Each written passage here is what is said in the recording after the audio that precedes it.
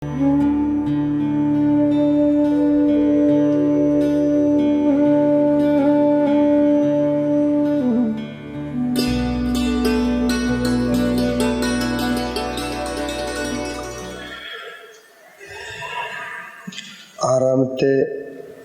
അധ്യായത്തിലെ അധികാരി അധ്യായമാണ്. അധികാരി അധ്യായത്തിലെ ചില അധികരണങ്ങളാണ് നോക്കിക്കൊണ്ടിരുന്നത്. കർമ്മ വിഭാഗത്തിൻ്റെ രീതിയിൽ വൈദിക കർമ്മങ്ങൾ ആചരിക്കാൻ അതെല്ലാവരുടെയും ഹിതത്തിനു വേണ്ടിയും സാമൂഹികമായ ഹിതത്തിനു വേണ്ടിയും 4 വർണ്ണങ്ങളായി വിഭജിച്ചുവെന്നും ആ 4 വർണ്ണങ്ങൾ ഉണ്ടായതിനുള്ള കാരണം, ആ വിഭാഗം ഏർപ്പെടുത്തിയതിനുള്ള കാരണം, ഇതൊക്കെയാണ് രാവിലെ നമ്മൾ ചർച്ച ചെയ്തുകൊണ്ടിരുന്നത്.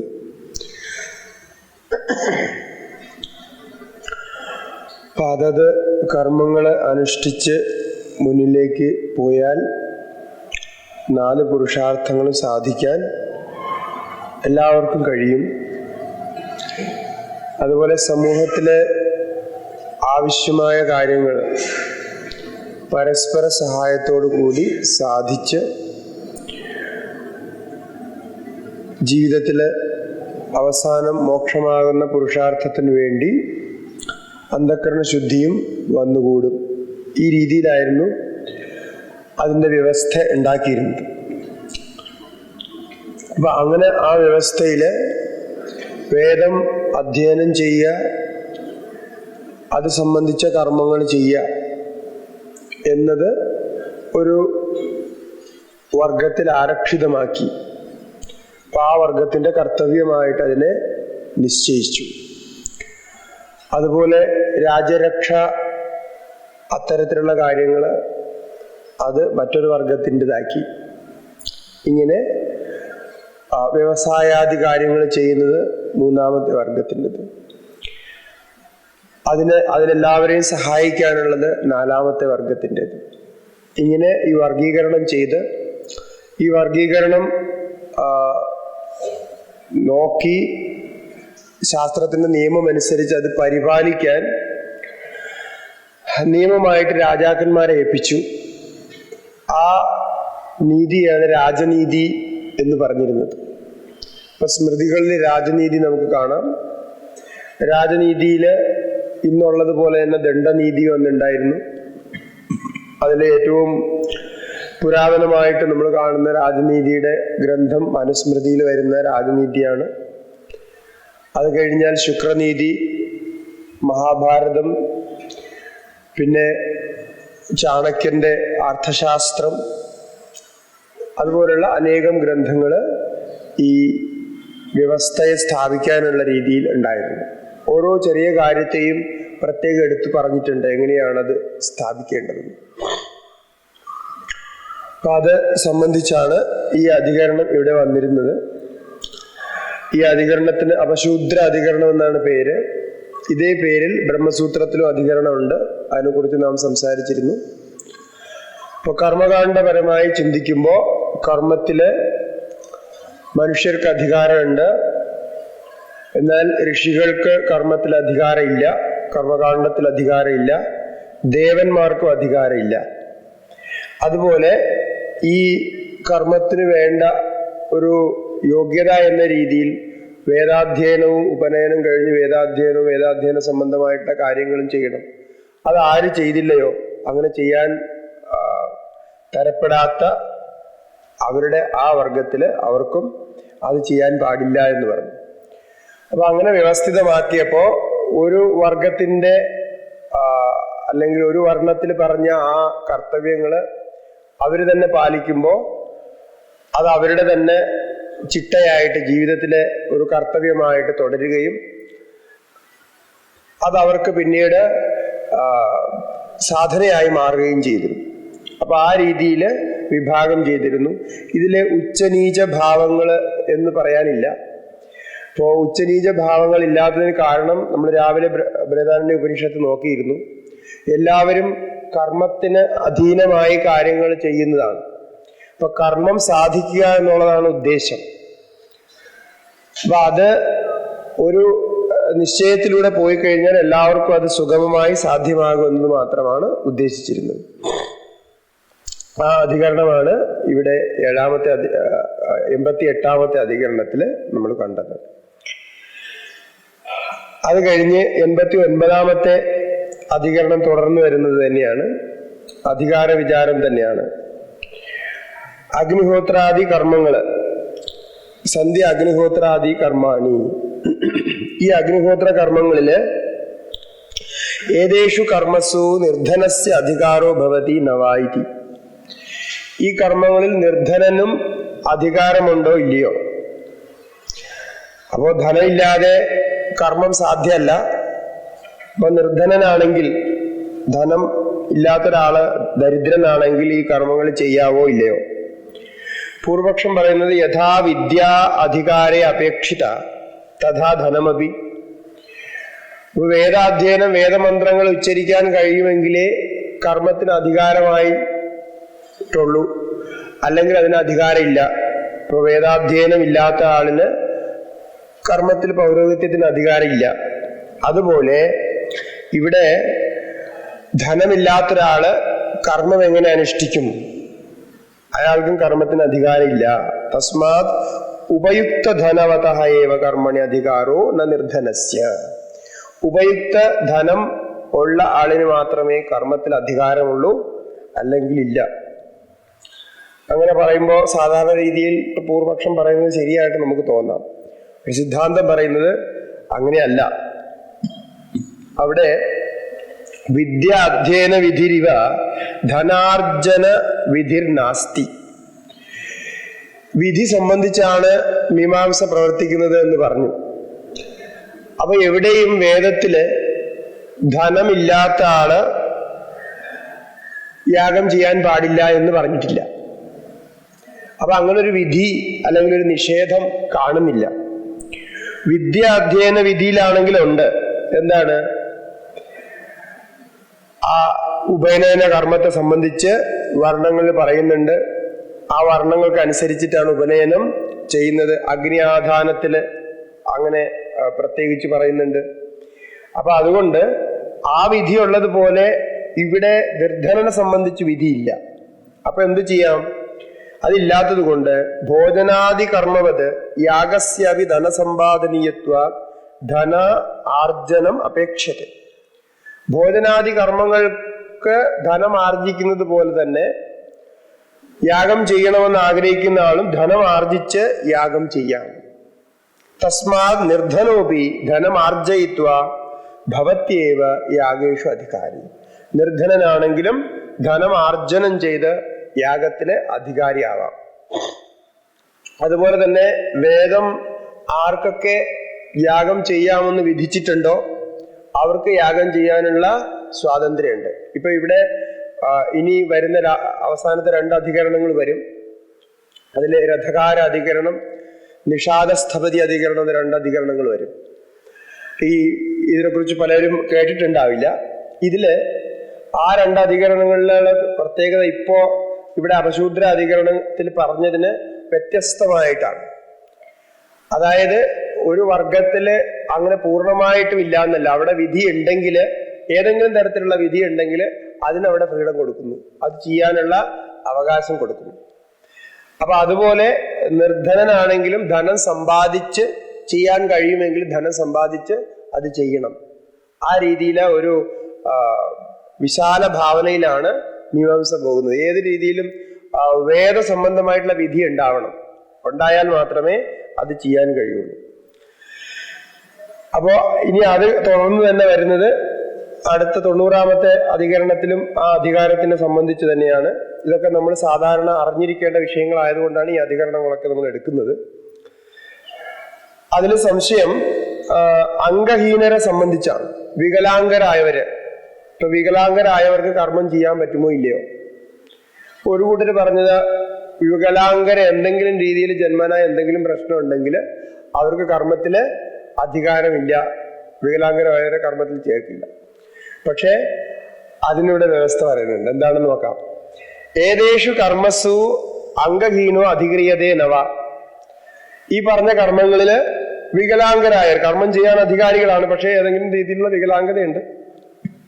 അങ്ങനെയാണെങ്കിൽ അധികാരിയാണോ ഇല്ലയോ? പൂർവപക്ഷം പറയുന്നത് ഒരിക്കലും ആവില്ല. കാരണം അംഗഹീനമാണെങ്കിൽ എങ്ങനെയാ ചെയ്യുക? നേത്രഹീന ആജ്യാവേക്ഷണം കർത്തും അസമർത്ഥ. നേത്രം ഇല്ല, കണ്ണില്ല, കാഴ്ചയില്ലെങ്കിൽ എങ്ങനെ ആജ്യാവേഷണം ചെയ്യും? രാവിലെ പറഞ്ഞു ആജ്യാവേഷണം എന്താണെന്ന്.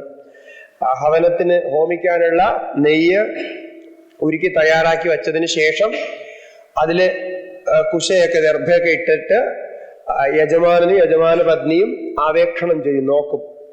അങ്ങനെ നിരീക്ഷിക്കുന്നതായിട്ടുള്ള ഒരു കർമ്മമാണ്. അപ്പൊ അത് നേത്രഹീനത എങ്ങനെയാ ചെയ്യുക? അപ്പൊ അത് ചെയ്തില്ലെങ്കിൽ അംഗം പൂർണ്ണമാകില്ല. അപ്പൊ അംഗഹീനമായ കർമ്മം ഫലം തരില്ല. അതുകൊണ്ട് നേത്രഹീനന ആജ്യാവേക്ഷണം ചെയ്യാൻ പറ്റില്ല. ഖഞ്ചഹ പാദരഹിതോ വിഷ്ണുക്രമം അനുഷ്ഠാതും അസമർത്ഥ. കാലില്ലാത്ത ആള്, മുടന്തനായിട്ടുള്ള ആള് വിഷ്ണുക്രമം എന്ന പരിക്രമം അനുഷ്ഠാനം ചെയ്യാൻ അതും ചെയ്യാൻ കഴിയില്ല. മുടന്തൻ എങ്ങനെയാണ് ചെയ്യാൻ? കാലില്ലാത്ത ആളിന് നടക്കാൻ പറ്റില്ല. അതഹ അംഗഹീനോന കർമ്മസു അധികാര. അതുകൊണ്ട് ഇത്തരത്തിൽ അംഗഹീനായാല്, ഇപ്പൊ ചെവി കേൾക്കാൻ വയ്യാത്ത ആളാണെങ്കിൽ എങ്ങനെയാ വേദമന്ത്രങ്ങൾ കേൾക്കുക? അദ്വര്യു പ്രേക്ഷ്യമന്ത്രം പറയുമ്പോൾ പ്രേക്ഷ്യമന്ത്രമാണെന്ന് എങ്ങനെ തിരിച്ചറിയും? കേട്ടിട്ട് ചൊല്ലണമല്ലോ, അതൊന്നും ചെയ്യാൻ പറ്റില്ല. അപ്പൊ അതുകൊണ്ട് അധികാരിയാവാൻ വഴിയില്ല എന്നാണ് പൂർവപക്ഷം പറയുന്നത്. അപ്പൊ അവിടെ സിദ്ധാന്തം പറയുന്നത് നോക്കുക. യഥാ ധനഹീനോ ധനമാർജയിത്വ അധികാരവാൻ ഭവതി തഥൈവ വികലാംഗോപി ചികിത്സയാ വികലമംഗം സമാധായ അധികാരവാൻ ഭവതി. എങ്ങനെയാണോ ധനഹീനൻ ധനമാർജിക്കാൻ കഴിയുന്നത് പോലെ ധനമാർജിച്ച് സാമർഥ്യവാനാകുന്നത് കർമ്മം ചെയ്യാൻ, അതുപോലെ തന്നെ വികലാംഗനാണെങ്കിൽ ആ വികലാംഗതയ്ക്ക് എന്തെങ്കിലും ചികിത്സ ചെയ്യാൻ കഴിയുമെങ്കിൽ ചികിത്സ ചെയ്ത് വികലാംഗത മാറ്റാൻ സാധിച്ചാൽ അതിന് സമാധാനം ഉണ്ടാക്കിയിട്ട് പിന്നെ കർമ്മം ചെയ്യാവുന്നതാണ്. അങ്ങനെ വികലാംഗനാണെങ്കിൽ മാറ്റി നിർത്തണമെന്നും പറയുന്നില്ല. അപ്പൊ അത് സംബന്ധിച്ച് ഉടനെ തന്നെ നമ്മുടെ മനസ്സിൽ വരുന്ന ഒരു ചോദ്യമാണ്, അങ്ങനെ ചികിത്സ കൊണ്ട് മാറിയില്ലെങ്കിൽ എന്ത് സംഭവിക്കും? പിന്നെ മാറിയില്ലെങ്കിൽ പിന്നെ ഒന്നും ചെയ്യാൻ പറ്റില്ല. അപ്പൊ അടുത്ത തന്നെ അത് ചോദിക്കുന്നുണ്ട്. അടുത്ത അധികരണത്തില് യസ്യ അംഗവൈകല്യം അപ്രതിസമാധേയമേവ സർവഥാ സഭവത്തി അധികാരി നവായി. സമാധാനം ഉണ്ടാക്കാൻ പറ്റില്ല, അത് ചികിത്സ കൊണ്ട് മാറുന്നതല്ല. അങ്ങനെയുള്ള അംഗവൈകല്യമാണെങ്കിൽ പിന്നെ രക്ഷയൊന്നുമില്ല. ഇപ്പൊ പൂർവാധികരണ ന്യായേന തസ്യാവി അധികാര. പൂർവപക്ഷം പറയും അദ്ദേഹത്തിന് എങ്ങനെയെങ്കിലും അധികാരം സാധിച്ചു കൊടുക്കാം. കാരണം ഇപ്പോ എല്ലാവർക്കും അധികാരം സാധിച്ചു കൊടുക്കുകയാണല്ലോ ചെയ്യുന്നത്. അങ്ങനെ ചെയ്യാൻ പൂർവപക്ഷം പറയുമ്പോ അതിന് ചികിത്സ കൊണ്ടും ഒന്നും ചെയ്ത് മാറ്റാൻ പറ്റില്ലെങ്കിൽ പിന്നെ വേറെ വഴിയൊന്നുമില്ല. വേറെ ഒരു പാദം ഇതിൽ വരും അവസാനം.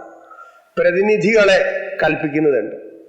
അങ്ങനെ ചികിത്സ ചെയ്ത് മാറ്റാൻ പറ്റാത്ത ഒരു അധികാരിയാണ്, അദ്ദേഹത്തിന് അതിയായ ആഗ്രഹമുണ്ട് കർമ്മം ചെയ്യണമെന്നെങ്കിൽ പ്രതിനിധിയെ കൽപ്പിക്കാം. ആ പ്രതിനിധി കൽപ്പിക്കുന്നതിന് വിധിയുണ്ട്, അതനുസരിച്ച് പ്രതിനിധി കൽപ്പിച്ച് ചെയ്യാവുന്നതാണ്. അപ്പൊ ഇവിടെ പറയുന്നത് അയാൾക്ക് സ്വയം ചെയ്യാൻ പറ്റില്ല. സിദ്ധാന്തത്തിൽ അംഗവൈകല്യം ചികിത്സാദിന പ്രതിസമാധായ അധികാര സമ്പദ്ധ്യത ഇത്യേവ സ്ഥിതം. അങ്ങനെയാണ് ഇപ്പൊ നമ്മൾ പറഞ്ഞത്. എന്താണ്? ചികിത്സാദികൾ കൊണ്ട് മാറ്റിയിട്ട് ചെയ്യാന്നാ പറഞ്ഞത്. അല്ല സർവഥാ അചികിത്സ്യമേവ യഥാ ജാത്യാന്ധാതോ തസ്യ അധികാരം അസംഭവ. ചികിത്സ ചെയ്ത് മാറ്റാൻ പറ്റാത്ത അവസ്ഥയില് ഒരിക്കലും അത് സാധ്യമല്ല. അതുകൊണ്ട് അയാൾക്കത് ചെയ്യാൻ കഴിയില്ല. അടുത്ത അധികരണം ആർഷേയ വിധി സംബന്ധിച്ചതാണ്. ഋഷികളെ വരണം ചെയ്യുന്ന ഒരു വിധി കർമ്മത്തിലുണ്ട് എന്ന് നമ്മൾ നേരത്തെ സൂചിപ്പിച്ചിരുന്നു. അത് സംബന്ധിച്ച ഒരു അധികരണമാണ്. ദർശപൂർണമാസയോ ദർശപൂർണമാസയാഗത്തിലെ ആർഷേയം വൃണീതേ ഇതി വിധായ ഇദമാംനായതേ. ഏകം വൃണീതേ, ദൗ വൃണീതേ, ത്രീൻ വൃണീതേ, ന ചതുരോ വൃണീതേ, ന പഞ്ചാപി വൃണീതേ. ഇങ്ങനെ എത്ര ഋഷിമാരെ വരണം ചെയ്യണം എന്നൊരു ക്രമത്തില് 1 ആവാം, 2 ആകാം, 3 ആകാം, അങ്ങനെയൊക്കെ പറയുന്നുണ്ട്. അപ്പൊ 3-ലധികം ആവുന്നതിൽ 4 പാടില്ല എന്നും 5 പാടില്ല എന്നും പറഞ്ഞിട്ടുണ്ട്. അപ്പോ ഗോത്രപ്രവർത്തക ഋഷികളില് എത്ര ഋഷികളെയാണ് ആവാഹനം ചെയ്യേണ്ടത് ഇപ്പൊ പല കണക്ക് പറഞ്ഞിരിക്കുന്നുണ്ട്, നിശ്ചിത ഒരു കണക്ക് വേണം. അപ്പൊ ഏകസ്യ ഋഷേർ നാമ ഉല്ലേഖ ദ്വയോഹോ ത്രയാണാം ന ചതുർണാം നാപി പഞ്ചാധികാനാം ഇത്യുക്തവാക്യസ്യ അർത്ഥ. അപ്പോ ഒരു ഋഷിയുടെ നാമം പറയണം, 2 ഋഷികളെ വരണം ചെയ്യാം, 3 ഋഷികളെ വരണം ചെയ്യാം, എന്നാൽ 4 എന്ന സംഖ്യ പാടില്ല, 5 എന്ന സംഖ്യയും പാടില്ല എന്ന് പറഞ്ഞിട്ടുണ്ട്. അപ്പൊ ഇതിൽ എത്ര ഋഷികളെയാണ് നിശ്ചയിച്ച് പറയാനാണ് ഇവിടെ സംശയം വരുന്നത്. എന്റെ സിദ്ധാന്തത്തിൽ വരുന്നത് യോ ന ത്രിയാർഷേയ തസ്യ നൈവ അധികാരഃ തഥാച ത്രീൻ വൃണീതേ ഇത്യസ്യൈവ ഏകസ്യ വിധിത്വം.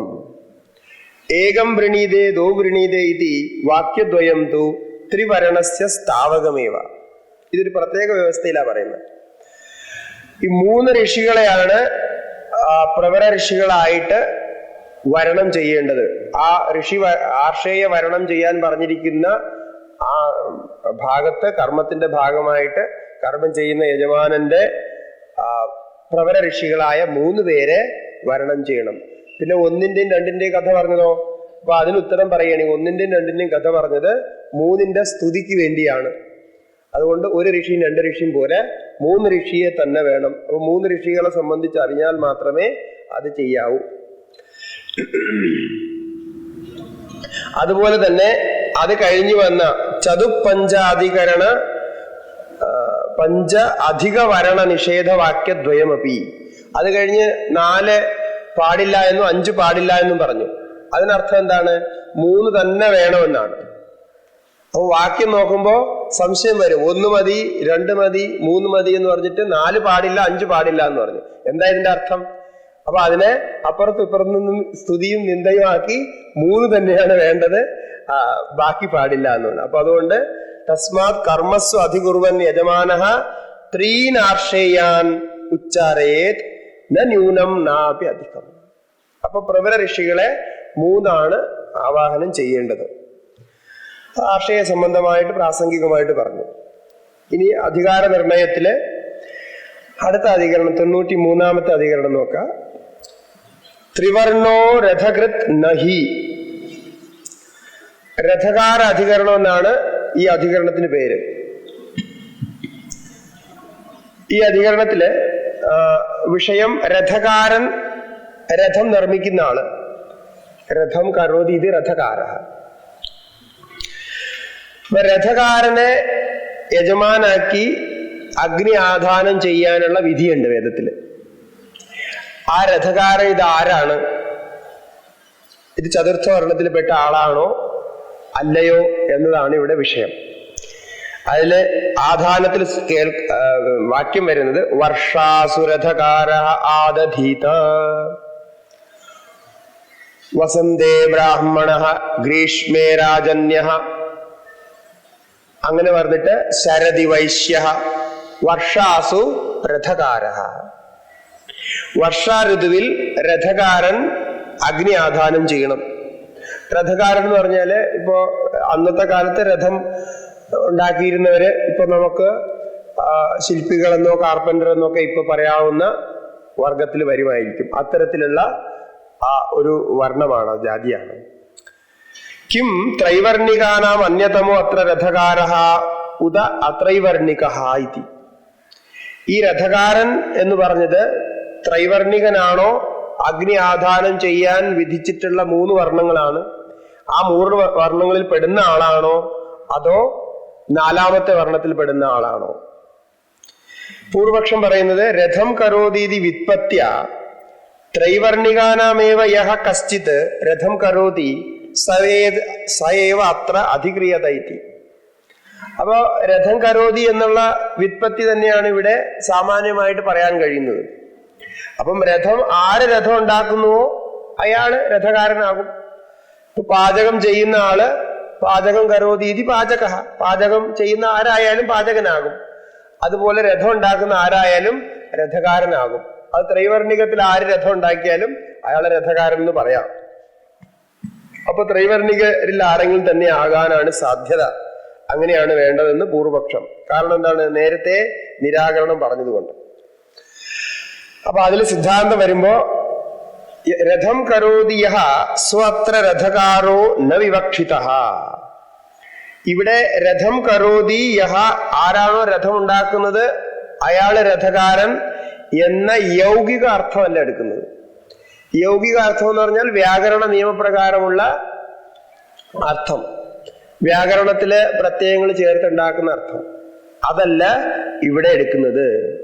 ഇവിടെ പിന്നെ എന്താണ്, ശരിക്ക് ജാതി വിശേഷം തന്നെയാണ് എടുക്കുക. ഏതാണ് ഈ രഥകാരൻ എന്നുള്ള ജാതി എന്നാണ് അവിടെ പറയുന്നത്. അപിതു വൈശ്യായാം ക്ഷത്രിയാദുത്പന്നോ മാഹിഷ്യ. ഈ രഥകാരൻ ആരാണ് എന്ന് നിശ്ചയിക്കുകയാണ്. വൈശ്യായാം, വൈശ്യ സ്ത്രീയിൽ ക്ഷത്രിയന് ഉത്പന്നനായ ആ പുത്രന്റെ പേര് മാഹിഷ്യനാണ്, മാഹിഷ്യ. ശൂദ്രായാം വൈശ്യാദുത്പന്ന കരിണി. ശൂദ്ര സ്ത്രീയിൽ വൈശ്യനുണ്ടായ സ്ത്രീ കന്യകയാണ് കരിണി. കരിണ്യാം മാഹിഷ്യാദുത്പന്ന സങ്കീർണ ജാതി വിശേഷോ രഥകാര. അങ്ങനെ ആ കന്യകയില് കരിണ്യാം മാഹിഷ്യാദുത്പന്ന, മാഹിഷ്യനും കൂടെ വിവാഹം ചെയ്തപ്പോ ഉണ്ടായ സങ്കീർണ ജാതി വിശേഷമാണ് രഥകാര. അതാണ് രഥകാരൻ. ഏവ അത്ര വിവക്ഷിത. ആ രഥകാരനെ തന്നെ അവിടെ എടുക്കേണ്ടത്. അപ്പൊ രൂഢി അർത്ഥത്തില് രഥകാരൻ എന്നുള്ള ജാതി വിശേഷം ആരാണോ അവരെ തന്നെ എടുക്കേണ്ടത്. തസ്യൈവ ആധാനകാലോ വർഷഋതുരത്ര വിധീയതേ ന ത്രൈവർണികസ്യ. ത്രൈവർണികനല്ല ഇവിടെ പറഞ്ഞിരിക്കുന്നത്. അപ്പൊ ഇവിടെയാണ് മീമാംസകരുടെ യഥാർത്ഥ രൂപം നമുക്ക് മനസ്സിലാകുന്നത്. കാരണം ഈ അർത്ഥത്തില് ഇപ്പൊ യൗകിക അർത്ഥത്തിൽ എടുത്തിരുന്നുവെങ്കിൽ ത്രൈവർണികൾ തന്നെ വന്നനെ. ഇപ്പൊ ഇയാൾ ത്രൈവർണികനല്ല, പക്ഷേ വേദം വിധിക്കുന്നുണ്ട്. പിന്നെ എന്തുകൊണ്ടാണ് അത് അങ്ങനെ എടുക്കാതിരുന്നത്, രൂഢിയെ തന്നെ എടുക്കുന്നത്? അത് മീമാംസയുടെ ഒരു നിയമമാണ്. മീമാംസയിലെ ശബ്ദാർത്ഥങ്ങളെ നിശ്ചയിക്കുന്നതിൽ രൂഢി അർത്ഥത്തെയാണ് ഏറ്റവും പ്രധാനമായിട്ട് കണക്കാക്കിയിരിക്കുന്നത്. യൗകികാർത്ഥം, യോഗരൂഢി, യൗകിക രൂഢി, ഇതിനെയൊന്നും മുഖ്യമായിട്ട് കണക്കാക്കിയിട്ടില്ല. ആദ്യം രൂഢി അർത്ഥമാണ് എടുക്കുക, ഏറ്റവും പ്രസിദ്ധമായ അർത്ഥം. നേരത്തെ ലോകവേദാധികരണത്തില് ഇതിനെക്കുറിച്ച് പറഞ്ഞിരുന്നു. അപ്പൊ പ്രസിദ്ധമായത്, ശാസ്ത്രപ്രസിദ്ധമായതും ലോകപ്രസിദ്ധമായതും ഇങ്ങനെ ഒരു വ്യക്തിയിലാണ്. അതിനെ മാറ്റിയിട്ട് ത്രൈവർണികയിൽ കൊണ്ടുവരാൻ വേണ്ടിയിട്ട് യൗകികാർത്ഥം എടുക്കുന്നത് ശരിയല്ല. കാരണം വർഷാസു രഥകാര ആദധീത എന്ന് വേദം പ്രത്യേകം പറയുന്നുണ്ട്. അപ്പൊ ആ പറഞ്ഞ ആ വർഗത്തിൽപ്പെട്ടവരെ അങ്ങനെ ആക്കാം. അവർക്ക് അഗ്നി ആധാനം ചെയ്യിക്കാം. അത് കഴിഞ്ഞ് അവർക്ക് വിധിച്ചിട്ടുള്ള യജ്ഞമുണ്ട്, യാഗമുണ്ട്, അതും ചെയ്യിക്കാം. അതിനു വേണ്ടിയുള്ള മന്ത്രങ്ങളും പഠിക്കാം. ഇതൊക്കെ അവിടെ വ്യക്തമായിട്ട് വേദത്തിൽ പറഞ്ഞിട്ടുണ്ട്. അപ്പൊ സാമാന്യമായി പറയുമ്പോൾ അവിടെ വിധിയാണ് മുഖ്യമായിരിക്കുന്നത്, അല്ലാതെ പൂർവ്വനിശ്ചയം കൊണ്ട് അങ്ങനെയല്ല പ്രവർത്തിക്കുന്നത്. അപ്പൊ ഇതൊക്കെ പലതും ഇപ്പോ സാധാരണ പ്രയോഗത്തിൽ ഇല്ലാത്ത കാര്യങ്ങളാണ്. കാരണം ഇന്നിപ്പോ അത് പലരെയും നമുക്ക് തിരിച്ചറിയില്ല. വർണ്ണത്തിന്റെ ഇത് നോക്കുകയാണെങ്കിൽ വർണ്ണവ്യവസ്ഥയിൽ ഇതൊക്കെ ആരാണ് എന്ന് തിരിച്ചറിയാൻ വളരെ ബുദ്ധിമുട്ടാണ്. അപ്പൊ അതുകൊണ്ട് അങ്ങനെ നിശ്ചയിക്കാൻ പറ്റില്ല, നിശ്ചയിക്കാൻ പറ്റാത്തൊരവസ്ഥയാണ്. ഇപ്പൊ സങ്കരമായി പോയി. ഇപ്പൊ സങ്കരത്തെ കുറിച്ച് പറയുമ്പോ ഇപ്പൊ ഇവിടെ നമുക്ക് മനസ്സിലാക്കാം, ഈ സങ്കരം പാടില്ല എന്ന് പറഞ്ഞിരുന്നതിന് കാരണം നമ്മളെ പരമ്പരയിൽ ലോകത്തും ഒക്കെ പ്രചാരമായിരുന്നു സങ്കരം പാടില്ല എന്ന്. വിവാഹത്തിന് സങ്കരം പാടില്ല. അതെന്തുകൊണ്ട് പറഞ്ഞിരുന്നു എന്ന് വെച്ചാൽ ഇതേ കാരണങ്ങൾ കൊണ്ടാണ്. അതത് കുലത്തിലെ നിശ്ചയിച്ചിരുന്ന കർമ്മങ്ങളെയും ആചാരങ്ങളെയും അതുപോലെ തുടരാനും അതത് സംബന്ധമായി ഉണ്ടായിരുന്ന ഗുണങ്ങളെ എപ്പോഴേക്കും ദീർഘകാലത്തേക്കും നിലനിർത്താനും വേണ്ടിയായിരുന്നു. ഇതിന്ന് ശാസ്ത്രീയമായിട്ട് നിശ്ചയിച്ചിട്ടുള്ള കാര്യമാണ്. അതായത് ഇപ്പോ നമ്മൾ കേൾക്കാറുണ്ട് നാട്ടിലൊക്കെ, ഇപ്പോൾ കൂടുതൽ അത് കേൾക്കുന്നുണ്ട്. ഇപ്പൊ നാടൻ പശുക്കളാണെങ്കിൽ നാടൻ പശുക്കളെ നാടൻ പശുക്കളായിട്ട് തന്നെ വയ്ക്കണം. അപ്പൊ അതുകൊണ്ട് എന്താണ് ചെയ്യുക, ആ നാടൻ പശുക്കളെ ക്രോസ് ആക്കില്ല, ക്രോസ് ആക്കാൻ പാടില്ല എന്ന് തന്നെ ഇപ്പൊ നിയമം കൊണ്ടുവരുന്നുണ്ട് പല സ്ഥലത്തും. അതെന്തുകൊണ്ട്? ആ വംശം നഷ്ടപ്പെട്ടു പോകുന്നു എന്നുള്ളത് കൊണ്ട്. അതുപോലെ ഇപ്പോ ഇവിടെ അധികം അറിയുന്നില്ല, എന്നാൽ വിദേശത്തൊക്കെ വലിയ വലിയ വില പിടിച്ച പട്ടികളുണ്ട്, ബുദ്ധിയുള്ള പട്ടികൾ. ഇപ്പൊ ഡോബർമാൻ എന്നൊക്കെ പറയുന്ന ബുദ്ധിയുള്ള പട്ടികൾ, ഇപ്പോ എന്താണ് പറയുന്ന സ്ക്വാഡ്, ഈ ബോംബ് സ്ക്വാഡുകാരും ഇവരൊക്കെ ഉപയോഗിക്കുന്ന പട്ടികളുണ്ടല്ലോ, മിലിറ്ററിയും പോലീസും ഒക്കെ ഉപയോഗിക്കുന്ന പട്ടികൾ. ഇതിൽ പല വർഗത്തിലുള്ള പട്ടികളുണ്ട്. ഈ പട്ടികളെ ഒന്നും ഒരു കാരണവശാലും അവർ ക്രോസ് ചെയ്യിപ്പിക്കില്ല. ക്രോസ് ചെയ്യാതിരിക്കാൻ വേണ്ടിയിട്ട് വളരെ ശ്രദ്ധിച്ചിട്ടാണ് അവരെ ശുദ്ധമായ വർഗം അങ്ങനെ നിർത്തുന്നത്. ക്രോസ് ചെയ്താൽ ഒരു തലമുറ കഴിയുമ്പോൾ ആ പട്ടിയുടെ ഈ പറയുന്ന ഗുണം നഷ്ടപ്പെടും. ഇങ്ങനെ ഓരോ ജീവികളിലും ഇതിപ്പോ ചെയ്യുന്നുണ്ട്, ഇത് ശ്രദ്ധിക്കുന്നുണ്ട്. അതുപോലെ തന്നെ ഇപ്പൊ ജനറ്റിക്കലി മോഡിഫൈഡ് വിത്തുകളുണ്ടല്ലോ, ഇപ്പൊ ജനറ്റിക്കലി മോഡിഫൈഡ് എന്ന് പറയുന്ന വിത്തുകള്, ആ വിത്തുകൾ പാവിയാൽ ആദ്യത്തെ വിള നന്നായിട്ട് വരും, രണ്ടാമത്തെ വിളയും കുറച്ചൊക്കെ കിട്ടും, മൂന്നാമത്തെ വിളയോ നാലാമത്തെ വിളയോ കഴിയുമ്പോൾ പിന്നെ അത് വിത്തായിട്ട് ഉപയോഗിക്കാൻ പറ്റില്ല, അതിന്റെ എല്ലാ ഗുണവും പോകും. അങ്ങനെ നമ്മുടെ നാട്ടിലുണ്ടായിരുന്ന യഥാർത്ഥമായ നെൽവിത്തുകളുടെ ഗുണമൊക്കെ പോയിട്ട് ഇപ്പൊ നമുക്ക് യഥാർത്ഥമായിട്ടുള്ള നെൽവിത്ത് കിട്ടാനില്ല. അപ്പൊ എന്തുകൊണ്ടാണ് അതങ്ങനെ ചേർക്കാൻ പാടില്ല എന്ന് പറഞ്ഞത് എന്നുള്ളത് ഇതിൽ നിന്ന് നമുക്ക് മനസ്സിലാക്കാം. ഓരോ ജന്മത്തിലും ഓരോ വർഗത്തിലും അതിൻ്റെതായ ജന്മഗുണങ്ങൾ ഉണ്ടായിരിക്കും. അത് സങ്കരമായി വന്നാൽ, മനുഷ്യനിൽ സങ്കരമായി വന്നു കഴിഞ്ഞാൽ, ഇപ്പൊ നമ്മൾ പട്ടിയുടെയും അതുപോലെ തന്നെ ഇപ്പൊ പശുവിന്റെയും മറ്റ് ജീവികളുടെയൊക്കെ കഥ പറയുന്ന പോലെ അവരുടെ ഗുണം നഷ്ടപ്പെട്ടു പോകും. ആ ഒറിജിനൽ ഇത് കിട്ടൂല. ഇപ്പോ തിരുപ്പതിയിൽ ഒരു പശുവുണ്ട്. തിരുപ്പതി ആ ക്ഷേത്ര ഏരിയയിൽ മാത്രമുള്ളൊരു പശുവാണ്. അതിനൊരു പേരുണ്ട്, എന്തോ ഒരു പേരുണ്ട്, അറിയാം? അത് വളരെ വളരെ റെയറായിട്ടുള്ള, ലോകത്ത് തന്നെ ഏറ്റവും റെയറായിട്ടുള്ള പശുവർഗത്തിൽ പെടുന്നതാണ്. അതവർ വെളിയിൽ കൊടുക്കൂല. അപ്പൊ നമ്മളെ ഒരാള് ഇതിനെക്കുറിച്ച് അറിഞ്ഞിട്ട് അയാള് ആയുർവേദത്തിൽ മരുന്നൊക്കെ ഉണ്ടാക്കുന്ന ആളാണ്. അപ്പൊ അതിന് ആ പശുവിനെ വേണം, അതിന്റെ പാല് വേണം എന്ന് പറഞ്ഞ് ഒരു ഹോബിക്ക് വേണ്ടിയിട്ട് അത് കൊണ്ടുവരാൻ വേണ്ടിയിട്ട് മന്ത്രി ലെവലിൽ വരെ പോയിട്ട് ശ്രമിച്ചിട്ട് അവസാനം അവർ ആപ്ലിക്കേഷനൊക്കെ എടുത്തു. പശുവിനെ അങ്ങനെ കൊടുക്കാമെന്ന് ആദ്യം സമ്മതിച്ചു. അത് കഴിഞ്ഞ് ഫുൾ എൻക്വയറി നടത്തി, ഇയാൾ എന്താ ചെയ്യുന്നത്, എങ്ങനെയുള്ള ആളാണെന്നൊക്കെ അവർ തന്നെ എൻക്വയറി നടത്തിയിട്ട് അവസാനം അത് പറ്റില്ല എന്ന് പറഞ്ഞു, കൊടുത്തില്ല. അപ്പൊ ആ പശുവിന്റെ വർഗത്തെ അവരവിടെ നിന്ന് വെളിയിൽ കൊടുക്കുകയില്ല. അവർക്ക് ആരെങ്കിലും കൊടുക്കണമെങ്കിൽ അത്രയും വിശ്വസ്തരായിട്ടുള്ള ആൾക്കാർക്ക് മാത്രമേ കൊടുക്കുള്ളൂ. ആ പശുവിന്റെ പാലും ആ പശുവിന്റെ നെയ്യുമാണ് തിരുപ്പതി അമ്പലത്തിൽ ഉപയോഗിക്കുന്നത്. അത് ആ ഏരിയയിൽ മാത്രമുള്ള പശുവാണ്, വളരെ വിശിഷ്ടമായ പശുവാണ്.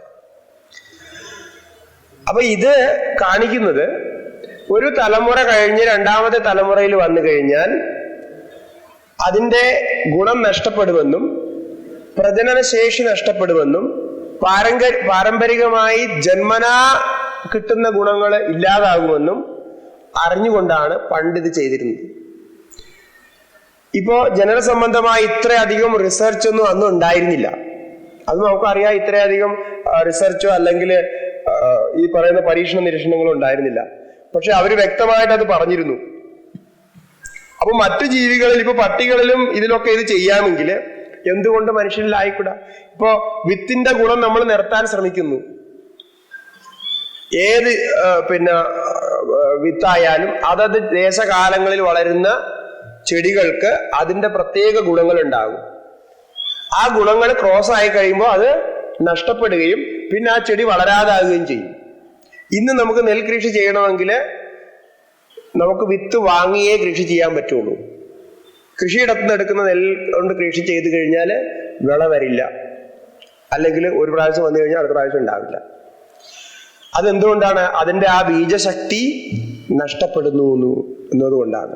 അപ്പൊ ഈ കാരണം കൊണ്ടാണ് അങ്ങനെ ക്രോസ് ആകരുതെന്ന് പറഞ്ഞത്. ഇതൊരു കാരണം. മറ്റൊരു കാരണം, സങ്കരം പാടില്ല. സങ്കരോ നരകായവ കുലഘ്നാനാം കുലസേജ പതന്തി വിതരോഗേഷാം ലുപ്തപിണ്ഡോദക ക്രിയ എന്ന് ഭഗവത്ഗീതയിൽ തന്നെ പറഞ്ഞ് നമുക്കെല്ലാം അറിയാം. അത് അർജുനൻ പറഞ്ഞതാണെങ്കിലും അക്കാര്യത്തിൽ അർജുനൻ പ്രമാണം തന്നെയാണ് പറഞ്ഞത്. കാരണം അത് അല്ല എന്ന് ഭഗവാൻ നിരാകരിച്ചില്ലല്ലോ. അപ്പൊ സങ്കരം വന്നു കഴിഞ്ഞാൽ സങ്കരോ നരകായവ, സങ്കരം ദുഃഖത്തിന് കാരണമാകും. കുലഘ്നാനാം കുലസ്യജ, കുലത്തിന്റെ നാശവും സംഭവിക്കും. പിന്നെയോ പതന്തി പിതരോഹ്യേഷാം ലുപ്തപിണ്ഡോദക ക്രിയാഹ, പിണ്ഡോദക ക്രിയകളൊന്നും ചെയ്യാൻ പറ്റില്ല. അപ്പൊ സങ്കരമായി കഴിഞ്ഞാൽ അവർക്ക് പിണ്ഡോദക ക്രിയകൾ ചെയ്യാനുള്ള വിധാനമില്ല. ഏത് വർഗത്തിന്റെ ചെയ്യൂ എന്നുള്ളതാണ് അവിടെ പ്രശ്നം. അതായത് ഇപ്പോ ക്രോസ് വരുമ്പോ രണ്ട് രീതിയിൽ വരിക. അപ്പൊ അതിൽ ഏത് വർഗത്തിന്റെ അവിടെ ചെയ്യും, അങ്ങനെ ചെയ്യാൻ പറ്റില്ല. അതുപോലെ തന്നെ മാനസികമായ പ്രശ്നങ്ങൾ ഉണ്ടാവും. ഇത് വേറൊന്നാണ്. ഇപ്പൊ സൈക്കോളജിക്കലി ചിന്തിക്കുന്ന കാര്യങ്ങൾ മറ്റൊന്നാണ്. അങ്ങനെ മനസ്സിൽ തന്നെ ഈ കർമ്മസങ്കരം ഉണ്ടാവും. ഏതിനോട് ആസക്തി, ഏത് ചെയ്യണം ഏത് ചെയ്യണ്ടാന്ന്. ഇതുപോലത്തെ പ്രശ്നമാണ്, ഏറ്റവും ക്രൂരമായ പ്രശ്നമാണ് മതം മാറുമ്പോൾ ഉണ്ടാകുന്നത്. ഒരു പ്രത്യേക സംവിധാനത്തിൽ അല്ലെങ്കിൽ പ്രത്യേക ഒരു ലോഭം കൊണ്ടോ അല്ലെങ്കിൽ മറ്റെന്തെങ്കിലും കൊണ്ടോ മതം മാറും. പക്ഷെ മതം മാറുമ്പോൾ മതം എന്ന് പറയുന്നത് വെറുതെ ഇങ്ങനെ ഒരു രീതിയിൽ ജീവിച്ച് മറ്റൊരു രീതിയിൽ ജീവിക്കുന്ന, അല്ലെങ്കിൽ പിന്നെ അമ്പലത്തിൽ പോയിക്കൊണ്ടിരുന്ന ആൾ പള്ളി പോവുകയും പള്ളി പോയ ആൾ അമ്പലത്തിൽ പോകുന്നതല്ല അവിടെ. ഇതിന് മാനസികമായിട്ടും ശാരീരികമായിട്ടും ആചാരങ്ങൾ സംബന്ധിച്ച് നമ്മുടെ DNA ഒക്കെ ആയിട്ട് ബന്ധമുള്ളതാണ്. ഇത് അങ്ങനെ വളരെ ഡീപ്പായിട്ട് പോയി കിടക്കുകയാണ്. വെറുതെ മതം മാറുക എന്ന് പറഞ്ഞു കഴിഞ്ഞാൽ അങ്ങനെ അങ്ങോട്ട് മാറുകയല്ല. അപ്പൊ ഇതൊന്നും മനസ്സിലാക്കാതെ അതിന്റെ ഒരു തലത്തിൽ മാത്രം നമ്മൾ ചിന്തിക്കുമ്പോൾ അതൊക്കെ നല്ലതാണ്, ആർക്ക് എന്ത് വേണോ ഇഷ്ടമുള്ള ചെയ്യാന്നൊക്കെ തോന്നും. പക്ഷെ അത് കഴിഞ്ഞിപ്പോ വന്നുകൊണ്ടിരിക്കുന്ന പ്രശ്നങ്ങൾ നോക്കാം, ജനറ്റിക്കലി ഉള്ള പ്രോബ്ലംസ് നോക്കാം, ആചാരങ്ങളിൽ ഉള്ള സംബന്ധം ഇല്ലായ്മ നോക്കാം. ഇതൊക്കെ ഇപ്പോ സയന്റിഫിക്കലി റിസർച്ച് ചെയ്തത് കൊണ്ട് നമുക്ക് സ്പഷ്ടമായിട്ട് ഉറപ്പായിട്ട് പറയാം ഇത് എന്തുകൊണ്ടാണ് ശാസ്ത്രങ്ങൾ അങ്ങനെ പറഞ്ഞിരുന്നത്. അല്ലാതെ ഒരു വർഗീകരണത്തിനോ അങ്ങനെ പാടില്ലാത്തത് കൊണ്ടൊന്നുമല്ല. അപ്പൊ അങ്ങനെ ഉണ്ടായിട്ടുണ്ടെങ്കിൽ ഇതുപോലെ അന്നും അങ്ങനെ ഉണ്ടായിരുന്നു, അതിന് നിയമങ്ങളും ഉണ്ടായിരുന്നു. അങ്ങനെ ചെയ്യാം, ആർക്കൊക്കെ ചെയ്യാം, എങ്ങനെയൊക്കെ വിവാഹം ചെയ്യാമെന്നുള്ള നിയമം ഉണ്ടായിരുന്നു. ആ നിയമം അനുസരിച്ച് ചെയ്യുമ്പോൾ അതിന്റെ ഗുണങ്ങൾ വേറെയായിരുന്നു. ആ ഗുണങ്ങൾക്ക് വേണ്ടിയിട്ടാണ് അത് ചെയ്തിരുന്നത്. അപ്പോൾ ആ വർണ്ണസങ്കര നിയമത്തെ കുറിച്ച് ഇവിടെ ചോദിച്ചിരുന്നു. അപ്പൊ അതുകൊണ്ട് വർണ്ണസങ്കരത്തിന് ഇങ്ങനൊരു ശാസ്ത്രീയതയുണ്ട്. കർമ്മപരമായിട്ടുള്ള പ്രശ്നങ്ങളാണത്, അത് നിശ്ചയിക്കാൻ പറ്റില്ല. അതുപോലെ തന്നെ ഈ പറഞ്ഞ ഋഷികളുടെ സംബന്ധമായിട്ടുള്ള കാര്യങ്ങൾ നിശ്ചയിക്കാൻ പറ്റില്ല. കർമ്മത്തില് വ്യവധാനം ഉണ്ടാവും, ഒരു നിശ്ചയം ഉണ്ടാവില്ല. അപ്പൊ ആ ഗുണം നിലനിർത്തണമെങ്കിൽ അതത് പരമ്പരയായിട്ട് ഭഗവാനിൽ നിന്ന് വന്ന ആ പരമ്പരയിൽ വന്ന ചില പ്രത്യേക ഗുണങ്ങളുണ്ട് ഓരോ വർഗത്തിനും. അത് നിലനിർത്തേണ്ടത് ആവശ്യമാണ്. നിലനിർത്തിയാലേ ആ വൈദിക പരമ്പരയിലെ കാര്യങ്ങൾ തുടരുകയുള്ളൂ. അല്ലെങ്കിൽ ഇതൊക്കെ പ്രശ്നത്തിലാവും. അതുകൊണ്ട് അങ്ങനെ ചെയ്യാൻ പാടില്ല. ഇപ്പോ മതം മാറ്റം നടക്കുന്നു. ഇപ്പൊ ലോകത്ത് നോക്കൂ, ലോകത്ത് രണ്ട് രീതിയിലുള്ള മതങ്ങളാണുള്ളത്. മതങ്ങളുടെ കാര്യം പറയുമ്പോൾ രണ്ട് രീതിയിലുണ്ട്. ഒരു രീതിയിലുള്ള മതങ്ങള് ആരെയും മതം മാറ്റാനോ ഒന്നിനും പോകുന്നില്ല. അവർക്ക് മതം മാറ്റുന്നത് ഒരു സിദ്ധാന്തമല്ല. അങ്ങനെ ഒരു രീതിയിലുള്ള മതങ്ങൾ, അതിലൊരു മതമാണ് നമ്മുടെ ഹിന്ദുമതം. ഹിന്ദുമതം ആരെയും മതം മാറ്റാൻ പോകാറില്ല. അങ്ങനെ ഉള്ള ശ്രമങ്ങളും അതിനുള്ള നിയമങ്ങളും ഒന്നും നമ്മുടെ ശാസ്ത്രങ്ങളിൽ ഇല്ല. അതുപോലെ ജൂതന്മാര് മതം മാറ്റില്ല. അവരാരും അവരെ മതത്തിൽ നിന്നും മാറ്റില്ല. അതുപോലെ പുതിയ ആൾക്കാർ അവരെ മതത്തില് ചേർക്കുകയില്ല. അതിനുള്ള വ്യവസ്ഥ അവർക്കില്ല. അതുപോലെ പാർസികളും വളരെ സംഖ്യയിൽ വളരെ കുറവാണ്. പക്ഷെ അവർ മതമാറ്റത്തിൽ വിശ്വസിക്കുന്നവരല്ല. അവരുടെ വിവാഹ കാര്യങ്ങളതൊക്കെ അവരുടെ ഇതിൽ തന്നെ നടക്കും. സിന്ധികള് മതം മാറ്റാറില്ല. ഇപ്പൊ സിന്ധികള് ജൂതന്മാര്, യഹൂദികള്, അവരുടെ ആ വർഗത്തിൽപ്പെട്ടവര്, ഇവരൊന്നും മതം മാറ്റുന്നവരല്ല. ഹിന്ദുക്കളും മതം മാറ്റുന്നില്ല. ഹിന്ദുക്കൾ മതം മാറ്റാനുള്ള ഒരു പരിശ്രമം ചെയ്യാറില്ല. ആരെങ്കിലും ഇങ്ങോട്ട് വന്നു കഴിഞ്ഞാൽ അവർ ചേരുന്നു. ഇപ്പൊ ചേരാനുള്ള വ്യവസ്ഥ ശാസ്ത്രീയമായിട്ട് എന്താന്ന് ചോദിച്ചു കഴിഞ്ഞാൽ ഇല്ല. ശാസ്ത്രീയമായിട്ട് അങ്ങനെ ചേർക്കാനുള്ള ഒരു വ്യവസ്ഥ ഇല്ല. അതിന് കാരണം എന്താണ്? നമ്മുടെ സിസ്റ്റത്തിലെ ഈ മതം മാറ്റം ഉണ്ടായിരുന്നില്ല. അപ്പൊ മതം മാറ്റം ചെയ്യുന്ന മതങ്ങൾ ഉണ്ടായിരുന്നു. അതിന് പുരാതനമായിട്ട് നമുക്ക് പറയാൻ പറ്റുന്നത് ബുദ്ധമതത്തില് അവർ മതം മാറ്റിയിരുന്നു. നമ്മുടെ ഇവിടെ നിന്ന് നോക്കും ബുദ്ധമതമാണ് ആദ്യം. ജൈനമതം അവർ മതം മാറ്റത്തിൽ വിശ്വസിക്കുന്നവരാണ്. ഇപ്പോ മുസ്ലിം, ക്രിസ്ത്യൻ മതങ്ങൾ ഒരു മതം മാറ്റത്തില് വിശ്വസിക്കുന്നവരാണ്. ഇതുപോലെ ജപ്പാനിൽ അവരുടെ മതങ്ങളുണ്ട്, ചൈനയിലുണ്ട്. ഇവരൊന്നും മതം മാറ്റം അംഗീകരിക്കുന്നവരല്ല. ഇപ്പൊ സൂമോയുടെ ഇതിൽ വർഗത്തിൽ വരുന്ന ആൾക്കാരുണ്ട്, അവർ വേറൊരാളെ അവിടെ ചേർക്കില്ല. അപ്പൊ ഇത് ഇങ്ങനെയുള്ളത് കൊണ്ടുപോയി ഇപ്പൊ നമ്മുടെ ഇപ്പൊ ഹിന്ദുമതത്തിൽ വന്നിരിക്കുന്ന പ്രശ്നം എന്ന് വെച്ച് കഴിഞ്ഞാല് ഇവിടെ ഇപ്പൊ അത് വേണ്ടാന്നോ വേണമെന്നോ ഉള്ള വ്യവസ്ഥയൊന്നുമില്ല. ആർക്കും വരാം, ആർക്കും പോകാം. ആര് പോയാലും അവരെ ഉപദ്രവിക്കുന്നില്ല, വന്നാലും അവരെയും ഉപദ്രവിക്കുന്നില്ല, അവരെയും സ്വാഗതം ചെയ്യുന്നു. പോകുന്നവരെയും നമ്മൾ ഉപദ്രവിക്കാറില്ല. കാരണം നമ്മുടെ മതം, ഹിന്ദു മതം എന്ന് പറയുന്നത് ഒരു വ്യാപകമായ ധർമ്മമായിരുന്നു. ഒരു കാലത്തും ഒരു ഭീതിക്കോ അല്ലെങ്കിൽ ആക്രമണങ്ങൾക്കോ ഒന്നും വിധേയമാകാതെ നിലനിന്നിരുന്ന ഒരു ധർമ്മമായിരുന്നു. കാരണം എന്താണ്? ഈ പറഞ്ഞ ഏറ്റവും സമാധാനമായിട്ട് കാര്യങ്ങൾ ചിന്തിക്കുകയും ആചരിക്കുകയും അത് ജീവിതമാക്കി മാറ്റുകയുമായിരുന്നു. അല്ലാതെ ഈ ഇപ്പൊ മതം മാറ്റി മതത്തിനെ വളർത്തണമെന്ന സിദ്ധാന്തം നമ്മളിൽ ഇല്ലായിരുന്നു. കാരണം എല്ലാവരും നമ്മുടെ ഒരു ഒറ്റ മതമാണ്. നമുക്ക് അങ്ങനെ വിഭാജന ചിന്തയേ ഉണ്ടായിരുന്നില്ല. അപ്പൊ അതുകൊണ്ട് അങ്ങനെ ഒരു വ്യവസ്ഥ ഇല്ലായിരുന്നു. പക്ഷെ ഇന്നിപ്പോ അങ്ങനെ ഒരു സ്ഥിതി വന്നപ്പോ, ഇപ്പൊ ആയിരക്കണക്കിന് വർഷം മുമ്പ് അത് തുടങ്ങിയപ്പോ അത് നമുക്കും അംഗീകരിക്കേണ്ടി വന്നു. അല്ലെങ്കിൽ നമ്മൾ ആക്രമിക്കപ്പെടുന്നു എന്നുള്ള രീതിയിലായി. ആ ആക്രമണം എപ്പോ വന്നോ അപ്പോഴാണ് ഈ മതം മാറ്റ സംബന്ധമായിട്ടുള്ള ഈ പ്രശ്നങ്ങൾ മുഴുവൻ ഉണ്ടായത്. അല്ലെങ്കിൽ ആൾക്കാർ വന്നപ്പോൾ അവരെയൊക്കെ സ്വാഗതം ചെയ്തു. അവര് നിങ്ങൾ ആചാരം ചെയ്തോളൂ, നിങ്ങൾ ഭഗവാനെ വെച്ചോളൂ, നിങ്ങൾ പള്ളി ഉണ്ടാക്കിക്കോളൂ, പ്രാർത്ഥന ചെയ്തോളൂ. ഇതിനൊന്നും ആരും എതിർത്തില്ല. രാജാക്കന്മാര് തന്നെയാണ് സൗകര്യം ഉണ്ടാക്കി കൊടുത്തത്. അങ്ങനെയൊക്കെ അവർ ചെയ്തു വന്നു. പക്ഷേ അത് ആക്രമിക്കപ്പെടുന്ന ഒരു അവസ്ഥയിലെത്തിയപ്പോ അതിന് പിന്നെ മറുകൃതി ചെയ്യേണ്ടി വന്നു. മറുകൃതി ചെയ്യേണ്ടി വന്നപ്പോൾ ഇപ്പോഴും നമുക്കുള്ള പ്രശ്നം ശാസ്ത്രീയമായിട്ട് നമുക്കൊന്നും ചെയ്യാൻ കഴിയില്ല. ശാസ്ത്രത്തിൽ അങ്ങനെ ഒരു വ്യവസ്ഥയേ ഇല്ല. അപ്പൊ അതുകൊണ്ടാണ് ഈ സങ്കരം നരകായൈവ എന്ന് അർജുനൻ പറഞ്ഞത്. അപ്പൊ ആ കർമ്മ വ്യവസ്ഥയിൽ നിന്ന് മാറിപ്പോകുന്നത് കൊണ്ടും ആചാര വിചാരങ്ങൾ ശരിക്കും അനുഷ്ഠിക്കാൻ കഴിയാതെ വരുന്നത് കൊണ്ടും 4 പുരുഷാർത്ഥങ്ങൾ പ്രാപിക്കാൻ കഴിയാതെ വരുന്നത് കൊണ്ടുമാണ് ഈ സങ്കരോ നരകായൈവ എന്ന് അവിടെ പറഞ്ഞത്. അതുകൊണ്ട് അത്തരത്തിലാണ് ഇവിടെ രഥകാരനെ സംബന്ധിച്ച് ഇവിടെ വിശേഷിച്ച് പറഞ്ഞിട്ടുണ്ട്. മാത്രമല്ല ഈ രഥകാരൻ ചെയ്യുന്ന കർമ്മം മറ്റ് വർണ്ണക്കാർക്ക് വിധിച്ചിട്ടില്ല. അതാണ് മറ്റൊരു കാര്യം. ന ജീവേയുർ ദ്വിജാഹ ശില്പൈഹി. ഈ ശില്പകലയൊക്കെ ഒരു പ്രത്യേക വർഗത്തിന് പറഞ്ഞിട്ടുള്ളതാണ്. അവരെ അത് ചെയ്യാവൂ. ശില്പകല തുടങ്ങിയിട്ടുള്ള 64 കലകളുണ്ട്. ഈ 64 കലകള് ഓരോ വർഗത്തിനും നിശ്ചിതമാണ്. അപ്പൊ അതില് ബ്രാഹ്മണരൊന്നും ശില്പകല ചെയ്യാൻ പാടില്ല. കാരണം അവർക്ക് പറഞ്ഞിട്ടുള്ള ആ വേദ അധ്യയനം ചെയ്യുക, അത് ചെയ്യുക എന്നുള്ളതാണ്. അതുപോലെ 64 കലകളില് ബാക്കിയുള്ള കലകളൊന്നും ഇവർക്ക് വിധിച്ചിട്ടുള്ളതല്ല, അതെല്ലാം ബാക്കിയുള്ളവർക്കാണ്. ഇപ്പോഴും അങ്ങനെ ആ വർഗത്തിലുള്ള ആൾക്കാർ അതേപോലെ പരമ്പരയായിട്ട് ചെയ്യുന്നവരുണ്ട്, ഇപ്പോഴും ജീവിച്ചിരിപ്പുണ്ട്. ചില കാര്യങ്ങൾ അങ്ങനെ ചെയ്യാം. ഇപ്പൊ അമ്പലത്തിലെ വലിയ വലിയ അമ്പലത്തിലൊക്കെ അങ്ങനെയുണ്ട് നിയമങ്ങൾ. അവരെ കൊണ്ട് തന്നെ അത് ചെയ്യിക്കുകയുള്ളൂ, വേറെ ആർക്കും അതിന് അവകാശമില്ല. ഇപ്പോ പുരി ജഗന്നാഥ അമ്പലത്തിൽ അവിടെ വിഗ്രഹം ഉണ്ടാക്കുന്നവര് അങ്ങനെ എത്രയോ പരമ്പരയായിട്ട് അവര് തന്നെയാണ് വിഗ്രഹം ഉണ്ടാക്കുക. ആ വർഗത്തിലുള്ള അവരെ തന്നെ കൊണ്ടുവന്നേ വിഗ്രഹം ഉണ്ടാക്കിക്കൂ. അത് അവരുടെ ഡ്യൂട്ടിയാണ്, അവരുടെ കർത്തവ്യമാണ്. അതുപോലെ ഓരോ സ്ഥലത്തും നമുക്ക് കാണാൻ പറ്റും.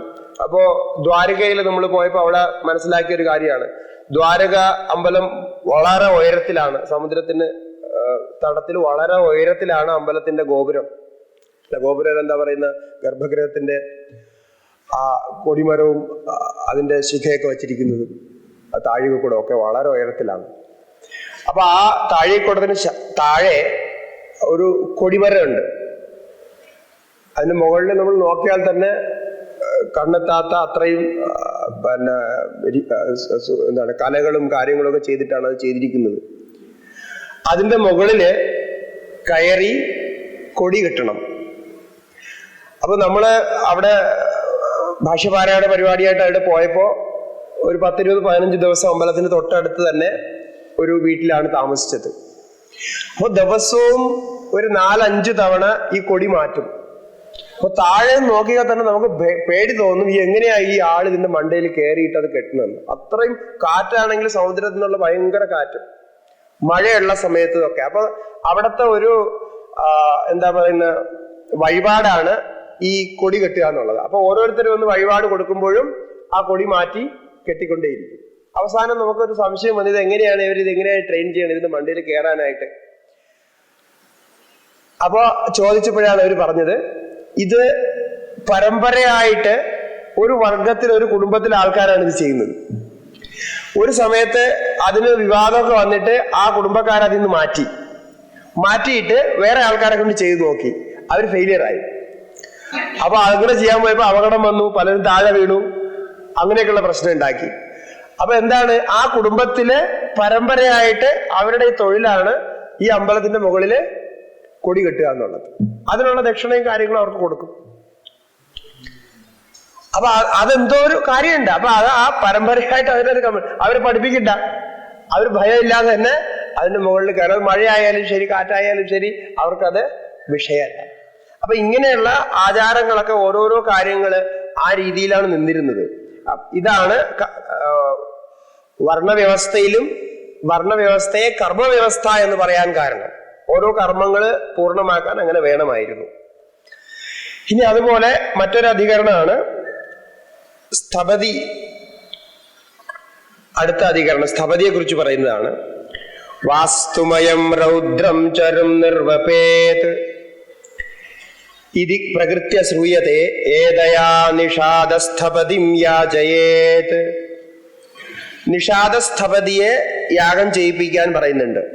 നിഷാദസ്ഥപതി ഒരു അധികാരന്റെ അധികരണം പറഞ്ഞതുപോലെയാണ്.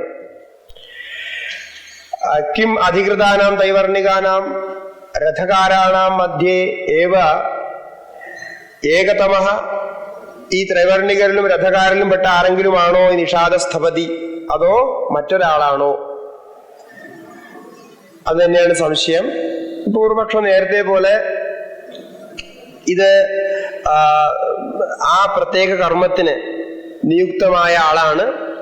ഈ നിഷാദസ്ഥപതി എന്നുള്ളതിൽ സമാസം കൊണ്ടുള്ള സമാസ വിഗ്രഹം വെച്ചിട്ടാണ് അർത്ഥം എടുക്കുന്നത്. അപ്പൊ അധികൃതാനാമേവ അന്യതമോയം.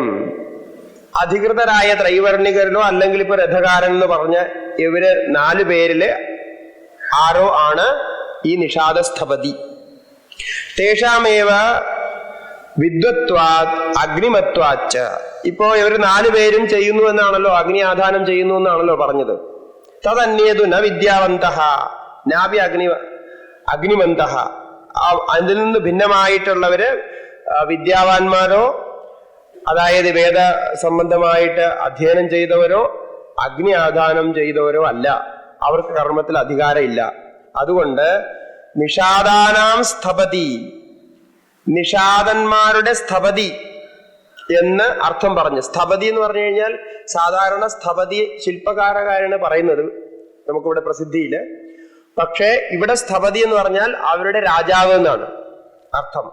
നിഷാദന്മാരുടെ നേതാവ്, നിഷാദന്മാരുടെ രാജാവ് എന്ന അർത്ഥത്തില് ആരും ആവാമല്ലോ.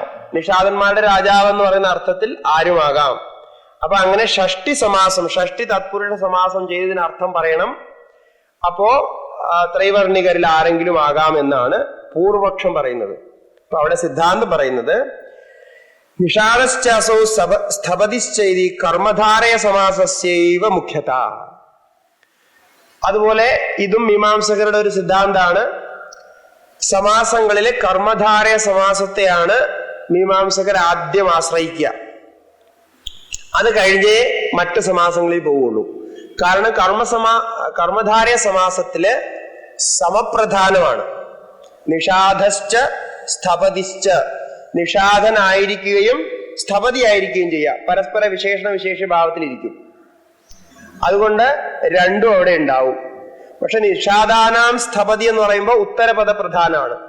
തത്പുരുഷ ആവുമ്പോ ഉത്തരപദ പ്രധാനമാണ്. സ്ഥപതിയാണ് അവിടെ മുഖ്യം. നിഷാദൻ എന്നുള്ളത് ഗൗണമാകും. ഇപ്പൊ രാജപുരുഷ എന്നൊക്കെ പറയുന്നത് പോലെ. അപ്പൊ അതുകൊണ്ട് തത്പുരുഷ സമാസം അല്ല, ഇവിടെ കർമ്മധാരയ സമാസം തന്നെ എടുക്കണം. കർമ്മധാരയ സമാസം എടുക്കുമ്പോൾ എന്താ അർത്ഥാവും? ആരാണോ നിഷാദൻ അയാൾ തന്നെയാണ് സ്ഥപതിയും. അപ്പൊ നിഷാദനെ തന്നെയാണ് യാഗം ചെയ്യിപ്പിക്കുന്നത്. അപ്പൊ ചതുർത്ഥ വർണ്ണത്തിലാണ് സ്പഷ്ടമായിട്ടും. പക്ഷേ അവിടെ അങ്ങനെയല്ല പറയുന്നത്. കാരണം എന്താണ്? സ്പഷ്ടമായിട്ടുള്ള വിധി വന്നിട്ടുണ്ട്. വാസ്തുമയം രൗദ്രം ചരും നിർവപേത്. വാസ്തുമയം എന്ന രുദ്രയാഗം ചെയ്യാൻ പറയുന്ന ആ പ്രകരണത്തിലാണ് ഏതയാ നിഷാദസ്ഥപതിം യാചയേതെന്ന് പറഞ്ഞത്. നിഷാദസ്ഥപതിയെ യജ്ഞം ചെയ്യിപ്പിക്കണമെന്ന് പറഞ്ഞത്. അപ്പൊ അവരെ യജ്ഞം ചെയ്യിപ്പിച്ച് അങ്ങനെ തന്നെ ചെയ്യേണ്ടി വരും. അതിനെ സമാസം കൊണ്ട് മാറ്റാൻ പറ്റില്ല. അപ്പൊ അവിടെ നിഷാദശ്ച സങ്കീർണ ജാതി വിശേഷ. നിഷാദിനിവിടെ സങ്കീർണ ജാതിയാണ്, നേരത്തെ പറഞ്ഞതുപോലെ. വിദ്യാഹീനോപി സ താത്കാലിക ആചാര്യ ഉപദേശാദിന വിദ്യാം സമ്പാദ്യ ഏകസ്മിൻ യാഗവിശേഷേ വചനബലാദധിക്രിയത്തെ. ഇതാണ് സ്പഷ്ടത. അപ്പൊ നിഷാദസ്തപതിയെ ഇപ്പൊ എങ്ങനെയാ യാഗം ചെയ്യിപ്പിക്കുക? അയാൾക്ക് വേദം ചൊല്ലാൻ അറിയില്ല, മന്ത്രങ്ങൾ ചൊല്ലാൻ അറിയില്ല, ആചാരങ്ങളൊന്നും ചെയ്യാൻ അറിയില്ല. അങ്ങനെ അയാൾ ചെയ്യാൻ വന്നാൽ ആദ്യം അയാൾ അത് മുഴുവൻ, ആ കർമ്മത്തിന് ആവശ്യമായ സാധനങ്ങൾ മുഴുവൻ പഠിപ്പിച്ചു കൊടുക്കും. പഠിപ്പിച്ചു കൊടുത്ത് അയാളെ തയ്യാറാക്കി ശുദ്ധീകരിക്കുന്ന രീതിയൊക്കെ ഗൃഹ്യസൂത്രങ്ങളിൽ പറഞ്ഞിട്ടുണ്ട്. എങ്ങനെയാണ് അയാളെ ശുദ്ധീകരിക്കേണ്ടതെന്ന്. മുണ്ടനം ചെയ്യും, ബാക്കി കർമ്മങ്ങളൊക്കെ ചെയ്യിച്ച് അയാളെ ശുദ്ധീകരിച്ചതിന് ശേഷം യാജ്ഞികര് ക്രമത്തിലുള്ള കർമ്മത്തിന്റെ നിയമപ്രകാരം വരണം ചെയ്ത് അയാളെ കൊണ്ട് യാഗം ചെയ്യിക്കും. അതിന് ദോഷമില്ല. അങ്ങനെയാണ് ചെയ്യുന്നത്. ഏകസ്മിൻ യാഗവിശേഷേ വചനബലാദ് അധിക്രിയത്തെ. വചനം ഉണ്ടല്ലോ, അത് ചെയ്യിപ്പിക്കാൻ പറഞ്ഞിരിക്കുന്നു. അപ്പൊ അതുകൊണ്ട് അത് സംബന്ധമായിട്ടുള്ള കർമ്മങ്ങൾ അവിടെ ചെയ്തു കൊടുക്കണം. അതുപോലെ തന്നെ വേറെ പല കർമ്മങ്ങളിലും ഇത്തരത്തില് വ്യവസ്ഥയുണ്ട്. പ്രത്യേക സ്ഥിതിയിൽ അങ്ങനെ വ്യവസ്ഥ കൽപ്പിച്ചിട്ടുണ്ട്. ഇതെങ്ങനെയാ മനസ്സിലായത്? അവിടെ വരുന്ന 2-3 സൂത്രങ്ങൾ കൂടിയുണ്ട്, തുടർന്ന് വരുന്ന സൂത്രങ്ങള്. ലിംഗദർശനാച്ച, ഇത് നിഷാദസ്തപതി എന്ന് തന്നെ നിശ്ചയിക്കാൻ ഒരു ലക്ഷണം കൂടി കിട്ടുന്നു എന്നൊരു സൂത്രമുണ്ട്. ആ സൂത്രം ഇവിടെ നിങ്ങളുടെ പുസ്തകത്തിൽ കൊടുത്തിട്ടില്ല. അതിന് കാരണം എന്താണ്? ഈ ദക്ഷിണ കൊടുക്കുന്ന സമയത്ത് കൂടം ദക്ഷിണ ഇതി സ്തപതീഷ്ടൗ ശ്രുതം. ഈ കൂടം ദക്ഷിണ എന്ന്, കൂടം ദക്ഷിണ കൊടുക്കുന്നുണ്ട്. ഈ കൂടം എന്ന് പറയുന്ന ഒരു യന്ത്രമാണ്. ആ യന്ത്രത്തെ നിഷാദസ്തപതി യാജ്ഞികർക്ക് ദക്ഷിണയായിട്ട് കൊടുക്കണമെന്ന് പറയുന്നുണ്ട്. അപ്പൊ ഈ കൂടം എന്നുള്ള യന്ത്രം എന്താണെന്ന് വെച്ച് കഴിഞ്ഞാല് മൃഗഗ്രഹണ സാധന യന്ത്രവിശേഷ. കൂടം വ്യാധന്മാര്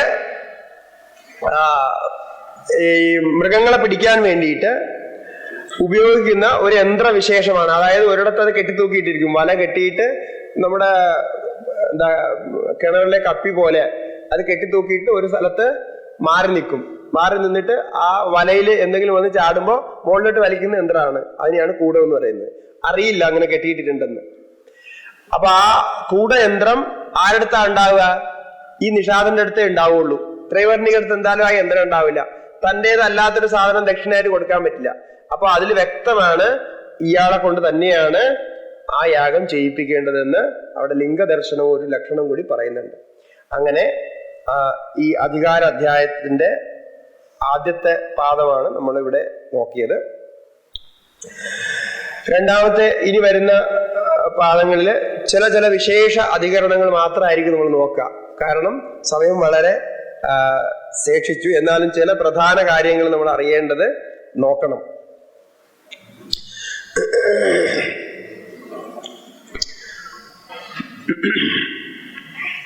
97-ാമത്തേതാണ് ഇനി നമ്മൾ നോക്കുന്നത്. 97-ാമത്തേത് നിഷിദ്ധേ അധികാരസ്യ വിചാരഃ. നിഷിദ്ധ കർമ്മങ്ങളിൽ, ഇതുവരെ വിധി കർമ്മങ്ങളെ കുറിച്ചാണ് വിചാരം ചെയ്തുകൊണ്ടിരുന്നത്. നിഷിദ്ധ കർമ്മങ്ങളില് അധികാര വിചാരം. ന കലജ്ജം ഭക്ഷയേത് ന നശുനം ന ഗൃഞ്ജനം. ഇതൊക്കെ നിഷേധം പറഞ്ഞിരിക്കുന്നതാണ്. കിം ഏവം ജാതീയം നിഷിദ്ധം ഫലകാമേന ന ഭക്ഷയിതവ്യം നിഷ്കാമേന തു ഭക്ഷയിതവ്യം അഥവാ നിയോഗതഃ കേനാപി ന ഭക്ഷയിതവ്യമേവ. സംശയമാണ് ഇത്. കലഞ്ചം ഭക്ഷയം, കലഞ്ചം എന്ന് പറഞ്ഞു കഴിഞ്ഞാൽ മാംസം, അത് ഭക്ഷിക്കാൻ പാടില്ല. ലശുനം എന്ന് പറഞ്ഞു കഴിഞ്ഞാൽ വെള്ളുള്ളി, ഭക്ഷിക്കാൻ പാടില്ല. ഗൃഞ്ജനം എന്ന് പറഞ്ഞു കഴിഞ്ഞാൽ ചുവന്ന ഉള്ളി, അതും ഭക്ഷിക്കാൻ പാടില്ല എന്ന് നിഷേധം പറഞ്ഞിട്ടുണ്ട്. ഇത് പറഞ്ഞിരിക്കുന്ന ഒരു കർമ്മ സംബന്ധമായ വിധിയിലാണ്. അപ്പൊ അവിടെ സംശയം വരുന്നത്, ആ കർമ്മം ചെയ്യാൻ ആഗ്രഹിക്കുന്ന ആളാണോ ഇതൊക്കെ ഭക്ഷിക്കാതിരിക്കേണ്ടത്, അതോ എല്ലാവർക്കും ആണോ ഇത് വിധാനം എന്നതാണ് സംശയം. പൂർവപക്ഷം പറയുന്നത് യഥാ ന ഈക്ഷേത ഉദ്യന്തമാദിത്യം ഇത്യാദി വ്രതരൂപേണ വിഹിതം തഥൈവ അത്രാപി കലഞ്ചനാദി ഭക്ഷണവർജനം വ്രതരൂപേണ ഉപദിശ്യം. അപ്പൊ വ്രതത്തിന്റെ കാര്യത്തിലാണ് ഇത് പറഞ്ഞിരിക്കുന്നത്. ന ഈക്ഷേത ഉദ്യന്തമാദിത്യം, ഇത് ഒരു ബ്രഹ്മചാരിക്കുള്ള വ്രതമാണ്.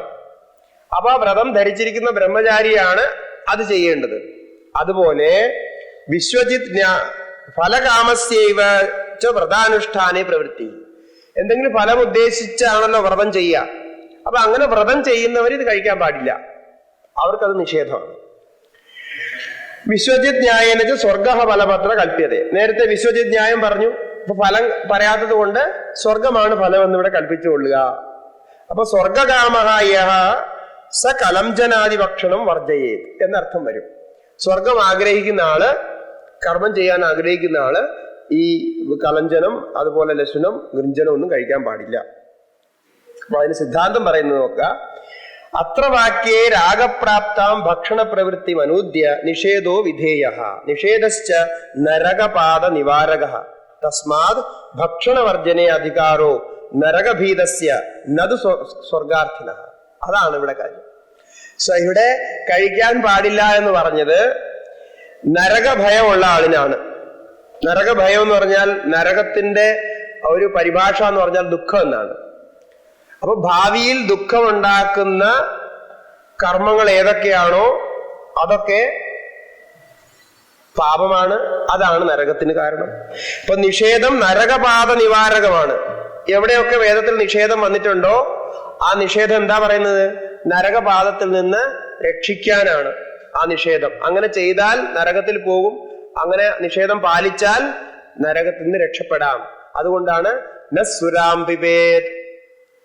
അപ്പൊ അത് നരകത്തിൽ നിന്ന് രക്ഷിക്കാനുള്ള മാർഗമാണ്. അപ്പൊ ബുദ്ധിഭ്രംശം ഉണ്ടാവും. ബുദ്ധിഭ്രംശം ഉണ്ടായിക്കഴിഞ്ഞാൽ ഒന്നും ചെയ്യാൻ കഴിയില്ല, പുരുഷാർത്ഥങ്ങൾ ചെയ്യാൻ കഴിയില്ല, മനസ്സ് സ്വസ്ഥ അല്ലെങ്കിൽ എന്താ ചെയ്യാൻ കഴിയുക? അപ്പോ നഷ്ടമാകും. അതുകൊണ്ടാണ് അങ്ങനെ പറഞ്ഞിരിക്കുന്നത്. ആ രീതിയിൽ നരകഭയമുള്ള എല്ലാവരും, നരകഭയം ച സർവേഷാം സാധാരണം, ദുഃഖത്തിൽ നിന്ന് രക്ഷപ്പെടാൻ എല്ലാവരും ആഗ്രഹിക്കുന്നുണ്ട്.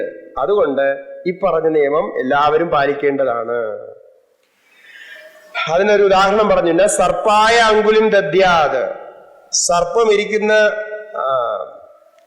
ബിലത്തില് എന്താണ് സർപ്പത്തിന്റെ മാളം, മാളത്തില് കൈയിടരുത് എന്ന് പറഞ്ഞു കഴിഞ്ഞാൽ എന്താണ് അതിനർത്ഥം? അപ്പൊ അത് ദുഃഖം ഉണ്ടാക്കുന്നതിന് കാരണമാണ്, മരണത്തിന് കാരണമാകാം. അതുകൊണ്ട് അതിൽ കൈയിടരുതെന്ന് പറഞ്ഞു. അതുപോലെയാണ് ഈ പറഞ്ഞിരിക്കുന്നത്. മാംസം ഭക്ഷിക്കാൻ പാടില്ല, ലശനം ഭക്ഷിക്കാൻ പാടില്ല, ഗൃഞ്ജനം ഭക്ഷിക്കാൻ പാടില്ല എന്ന് പറഞ്ഞു. അപ്പൊ ഇതിലിപ്പോ പറയുന്നൊരു ഉത്തരം എന്ന് പറഞ്ഞാൽ എല്ലാവരും പറയുന്നത് ഇത് മരുന്നാണ്. മരുന്നായതുകൊണ്ട് ഭക്ഷിക്കാം, മരുന്നെന്ന രൂപത്തിലാണ് ഇത്. പക്ഷെ ആയുർവേദത്തില് ലശനമൊക്കെ മരുന്നായിട്ടാണ് പ്രയോഗിച്ചിരിക്കുന്നത്. അപ്പൊ മരുന്നെന്ന രീതിയിലാണ് നമ്മൾ ഭക്ഷിക്കുന്നതെന്ന് പറയുന്നത്. ഇപ്പൊ മരുന്ന് ഭക്ഷിക്കുന്നു എന്ന് പറഞ്ഞു കഴിഞ്ഞാൽ ഞാൻ നേരത്തെ പറഞ്ഞിരുന്നു, മരുന്നെന്ന് പറയുന്നത് നിത്യമായിട്ട് ഭക്ഷിക്കേണ്ടതല്ല. നിത്യമായിട്ട് ഭക്ഷിക്കേണ്ടതിന് മരുന്നെന്ന് പറയുകയില്ല. മരുന്നെന്ന് പറഞ്ഞാൽ ഒരു അസുഖം വന്നാൽ ആ അസുഖത്തിന് പ്രതിവിധിയായിട്ട് ചെയ്യുന്നതിനെയാണ് ഔഷധം എന്ന് പറയുന്നത്. മറ്റേ ദിവസവും നമ്മൾ കഴിക്കുന്നതിനെ ഭക്ഷണം എന്ന് പറയുന്നു. അപ്പൊ അതാണ് അത് തമ്മിലുള്ള വ്യത്യാസം. ഇനി മരുന്നാണെങ്കിലും ഭക്ഷണ രീതിയിൽ അത് ഭക്ഷിക്കാൻ പാടില്ല.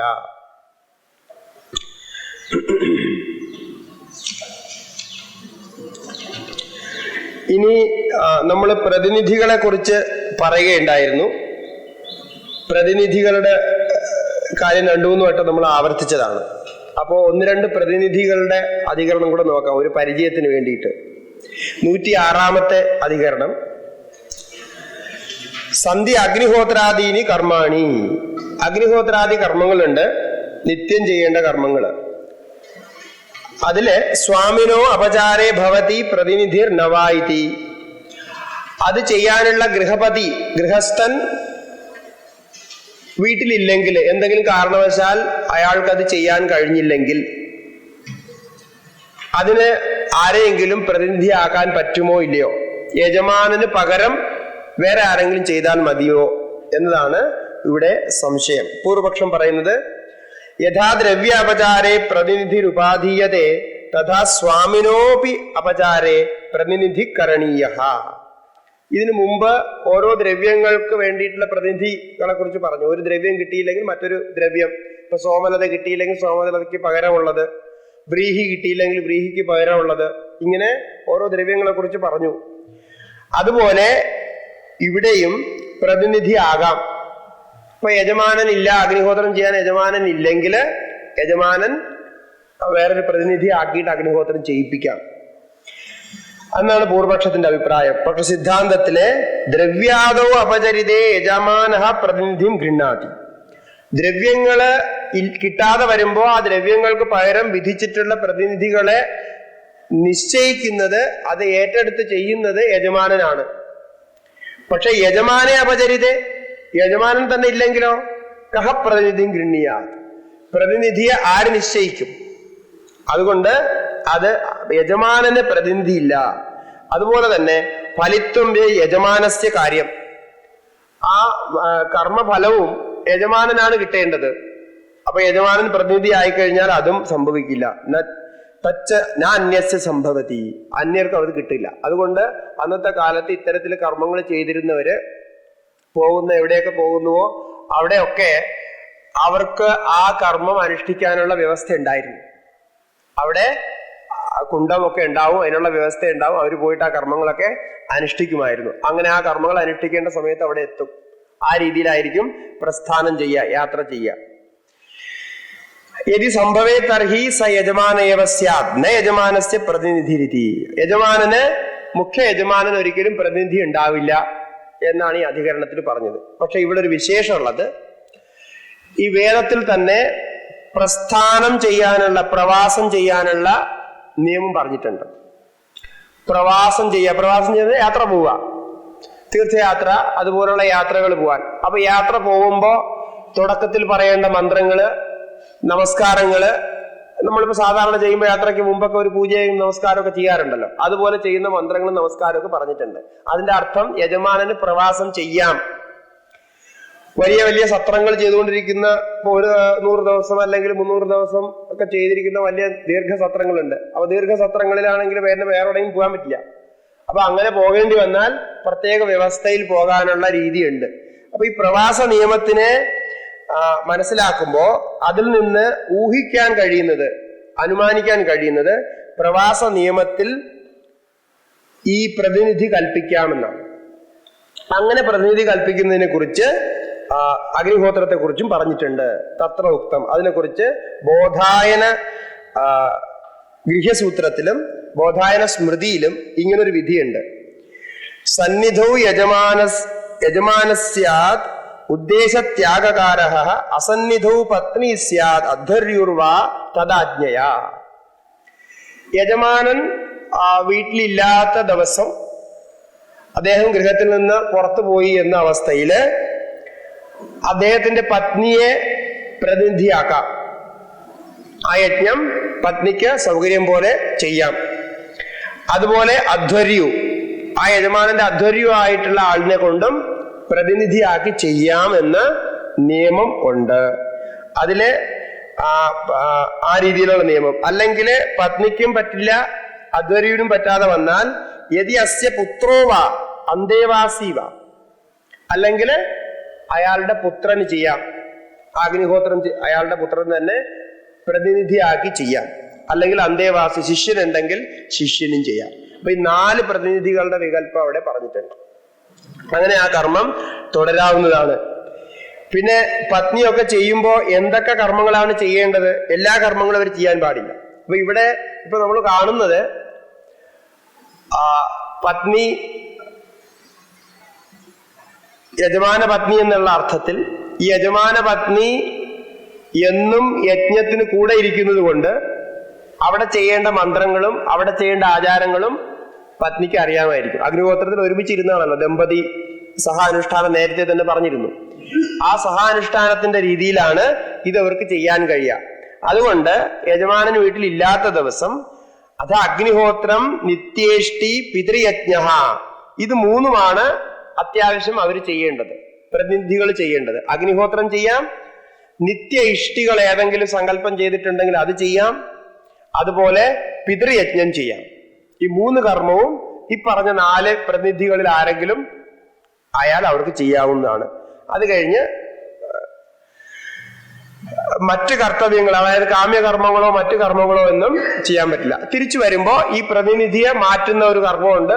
ആ പ്രതിനിധിയെ മാറ്റിയിട്ട് വീണ്ടും യജമാനൻ തന്നെ അത് ഏറ്റെടുത്ത് ചെയ്യും. ഇതാണ് ആ പ്രതിനിധിയെ സംബന്ധിച്ച ഒരു ഉദാഹരണം. ഇവ എല്ലാത്തിനും അതിന് വിധിയുണ്ട്. ഏതിന് പ്രതിനിധി സങ്കല്പിക്കണം എന്ന് വിധിയുണ്ട്. അതുപോലെ കർമ്മങ്ങളില് എവിടെയെങ്കിലും പ്രവാസം ചെയ്യുന്ന സമയത്ത് വീട്ടിൽ അല്ലെങ്കിൽ നാട്ടിലെ ഏതെങ്കിലും പ്രത്യേക കർമ്മങ്ങളിൽ പങ്കെടുക്കുക വേണ്ടി വരികയാണെങ്കിൽ അതിന് നിമന്ത്രണം ഉണ്ടായാൽ ആ നിമന്ത്രണത്തിലും പ്രതിനിധി അയക്കാം. ഈ നിമന്ത്രണം ആമന്ത്രണം എന്ന് രണ്ടുണ്ട് സംസ്കൃതത്തില്. അതില് ആമന്ത്രണം എന്ന് പറഞ്ഞാൽ നമുക്ക് ക്ഷണം വന്നു, ഇപ്പൊ വിവാഹമോ ശ്രാദ്ധമോ ആയിട്ടുള്ള കർമ്മങ്ങളിൽ ഏതെങ്കിലുമൊക്കെ ക്ഷണം വന്നു. ക്ഷണം വന്നാൽ ആമന്ത്രണമാണെങ്കിൽ അത് പോകാം പോകാതിരിക്കാൻ നമ്മുടെ ഇഷ്ടം പോലെയാണ്.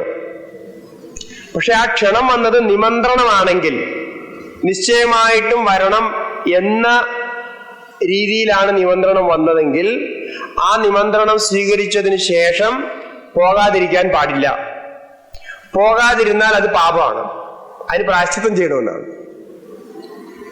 ഇപ്പോ ഒരാള് ഒരു വിവാഹത്തിന് വിളിച്ചു അല്ലെങ്കിൽ ഒരു ശ്രാദ്ധത്തിന് വിളിച്ചു, അതിന് കാരണം എന്താണ്? അവർക്കൊരു കണക്കുണ്ടാകും. ഇപ്പൊ ശ്രാദ്ധ കർമ്മങ്ങൾക്കൊക്കെ കണക്കുണ്ട്, ഇത്ര പേരെ ഇരുത്തണമെന്നൊക്കെ. അപ്പൊ ഇത്ര പേരെ ഇരുത്താൻ വേണ്ടിയിട്ട് എണ്ണത്തിലാണ് അവരെ വിളിച്ചിരിക്കുന്നത്. അപ്പൊ പോകാതിരുന്നാൽ നിമന്ത്രണമാണെങ്കിൽ അത് പാപമാണ്. അങ്ങനെ പോകാൻ പറ്റാത്ത അവസരമാണെങ്കിൽ ആദ്യം നമ്മൾ അത് നിഷേധിക്കാം, പറ്റില്ല എന്ന് പറയാം. അല്ല, നമ്മൾ സ്വീകരിച്ചാൽ പോകണം, അതിന് പോകാൻ പറ്റില്ല എന്ന് വന്നാൽ പ്രതിനിധി അയക്കണം. ആ പ്രതിനിധിയെ അയക്കേണ്ടത് ഇതുപോലെ നിയമമുണ്ട്, ആരെയൊക്കെ പ്രതിനിധി അയക്കാമെന്ന്. ആരെങ്കിലും വിളിച്ച് പ്രതിനിധിയാക്കിയിട്ട് അയക്കാൻ പറ്റില്ല, അങ്ങനെയും നിയമമുണ്ട്. ഇപ്പൊ ഗുരു ആണെങ്കിൽ ശിഷ്യനെ, അച്ഛൻ പുത്രനെ, അല്ലെങ്കിൽ അവരുടെ അനുജന്മാരെ ഇങ്ങനെയൊക്കെ അയക്കാന്നുള്ള നിയമമുണ്ട്. ആ നിയമം അനുസരിച്ച് പ്രതിനിധി അയക്കുകൊള്ളാം. ആ നിമന്ത്രണം എന്ന് പറയുന്നത് ഒരു ആചാരമാണ്, ഒരു ക്ഷണം ചെയ്യാന്നുള്ള ആചാരമാണ്. ഇന്നിപ്പോ അതിന്റെ വിലയൊന്നും ആൾക്കാർക്ക് അറിയില്ല. വന്നാൽ ശരി, പോയാൽ പോയി, ഇല്ലെങ്കിൽ എന്നുള്ള രീതിയിലാണ് കാണുന്നത്. പക്ഷെ അതൊരു ആചാരത്തിന്റെ ഭാഗമായതുകൊണ്ട് അത് തീർച്ചയായിട്ടും അതിനെ ഫോളോ ചെയ്തിരിക്കണം എന്നാണ് പറയുന്നത്. അല്ലെങ്കിൽ അതിന് പ്രായശ്ചിത്ത വിധികൾ പറഞ്ഞിട്ടുണ്ട്.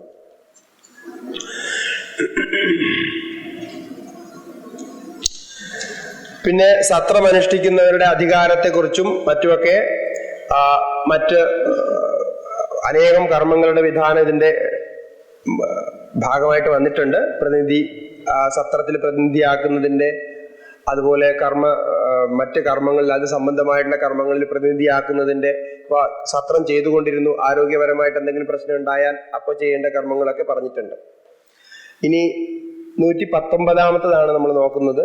ഈ സർവസ്വദാനത്തെ സംബന്ധിച്ചതാണ്. ഈ സർവസ്വദാനം നമ്മൾ ഒരുപാട് കേട്ടിട്ടുള്ളതാണ്. സർവസ്വം ദാനം ചെയ്യുക. സർവസ്വം എന്ന് പറയുമ്പോൾ എല്ലാം എന്നാണ് ഉദ്ദേശിക്കുന്നത്. പക്ഷെ എല്ലാം എന്നതിൽ എന്തൊക്കെ ഉൾപ്പെടും? എല്ലാം എന്ന് പറയുമ്പോൾ എന്താണ് എല്ലാം എന്നതുകൊണ്ട് ഉദ്ദേശിക്കുന്നത്? അത് വളരെ നിശ്ചയമാണ്. എല്ലാം എന്നില്ല അതില്. സർവസ്വം എന്നതിന് പേരാണെങ്കിലും അതിൽ ചില കണക്കൊക്കെ ഉണ്ട്. അപ്പൊ അതുകൊണ്ടാണ് ഈ അധികരണം നമ്മൾ മനസ്സിലാക്കിയാൽ അത് മനസ്സിലാവും. വിശ്വജിതി സർവസ്വം ദദാതീതി സർവസ്വദാനം വിഹിതം. വിശ്വജിതി യാഗത്തിൽ സർവസ്വം ദാനം ചെയ്യണമെന്ന് വിധിയുണ്ട്. വിശ്വജിതി യാഗം കഴിഞ്ഞാൽ സർവസ്വം ദാനം ചെയ്യണം. അതിലെ സന്ദേഹം എന്തെന്ന് വെച്ചാൽ, യത് കിഞ്ചിത് സ്വശബ്ദേന വിപദിശ്യത്തെ, ഏതൊക്കെ വസ്തുക്കള എന്തൊക്കെ സ്വശബ്ദം കൊണ്ട് എന്റേതെന്ന ഭാവത്തിൽ വ്യവഹാരത്തിലുണ്ടോ അതെല്ലാം ദാനം ചെയ്യണമോ വേണ്ടയോ എന്നുള്ളതാണ്. അപ്പൊ അങ്ങനെയാണെങ്കിൽ എന്താണ്? മാതാ പിതാ ഇത്യേവമാതി. അപ്പൊ അങ്ങനെയാണെങ്കിൽ എന്റെ അച്ഛൻ, എന്റെ അമ്മ, എന്റെ അനുജൻ എന്നൊക്കെയാണല്ലോ പറയുക. അപ്പൊ അതെല്ലാം എന്റേതാണ്. ഇപ്പൊ എന്റെ ധനം, എന്റെ ഭൂസ്വത്ത്, എന്റെ പശുക്കൾ എന്ന് പറയുന്ന പോലെ അച്ഛനും അമ്മനും ഒക്കെ എല്ലാം എന്റേതാണ്. അപ്പൊ സ്വ എന്ന് പറഞ്ഞു കഴിഞ്ഞാൽ അതെല്ലാം എന്റേതാവും. അപ്പൊ ഇവരൊക്കെ ദാനം ചെയ്യണമോ? കിം ഏതത്ത് സർവം ദേയം ഉദ എത്ര പ്രഭുത്വയോഗേന സ്വശബ്ദ തദേവൈതി. അഥവാ എവിടെയാണോ പ്രഭുത്വ സംബന്ധം കൊണ്ട് താൻ സമ്പാദിച്ചതും അല്ലെങ്കിൽ തനിക്ക് വിധിച്ചു കിട്ടിയതുമായിട്ടുള്ള സ്വത്വ സംബന്ധം എവിടെയാണുള്ളത്, പ്രഭുത്വ സംബന്ധം എവിടെയാണുള്ളോ അതാണോ ദാനം ചെയ്യേണ്ടതെന്നാണ് ചോദ്യം. പൂർവപക്ഷം പറയുന്നത് അതിലെ ഒന്നും നോക്കാനില്ല. കാരണം സർവസ്വം ദാനം ചെയ്യാനാണ് പറഞ്ഞിരിക്കുന്നത്. സർവം എന്നുള്ള വിശേഷണവും ഉണ്ട്, സ്വ എന്നുള്ള ശബ്ദവും ഉണ്ട് അവിടെ. അപ്പൊ സർവവിശിഷ്ടമായിട്ടുള്ള എല്ലാം എന്ന് പറയുമ്പോൾ പിന്നെ എല്ലാം ആയി. പിന്നെ സർവത്തിൽ എന്താണ് പിന്നെ കുറയ്ക്കേണ്ടത്? അതുകൊണ്ട് പിത്രാദിഷ്വപി സ്വശബ്ദ വ്യപദേശ തുല്യത്വ തേഷാമവി ദാനം ധനാദീനമിവ. ധനാദികൾ കൊടുക്കുന്നത് പോലെ അച്ഛനെയും അമ്മയും എല്ലാരെയും ദാനം ചെയ്യണം, സർവസ്വം ദാനം ചെയ്യണം എന്ന് പറഞ്ഞു. അപ്പോ സിദ്ധാന്തം പറയുന്നത് അങ്ങനെയല്ല. ഈ സ്വശബ്ദത്തിന് വിശേഷ അർത്ഥമുണ്ട്. ആത്മസംബന്ധ ത്യാഗപൂർവകം പരകീയ സ്വത്വ അപാദാനം ദാനമിത്യുച്യത. നമ്മൾ ദാനത്തിന്റെ ലക്ഷണം നേരത്തെ കണ്ടതാണ്. എന്താണ്? എന്റേത് എന്ന ഭാവമുള്ളത് മറ്റൊരാൾക്ക് കൊടുക്കുമ്പോ അവർക്ക് അതിൽ എന്റേത് എന്ന ഭാവം വരണം. മനസ്സിലായോ? ഇപ്പൊ നമ്മളെടുത്തൊരു 100 രൂപ ഉണ്ടായിരുന്നു.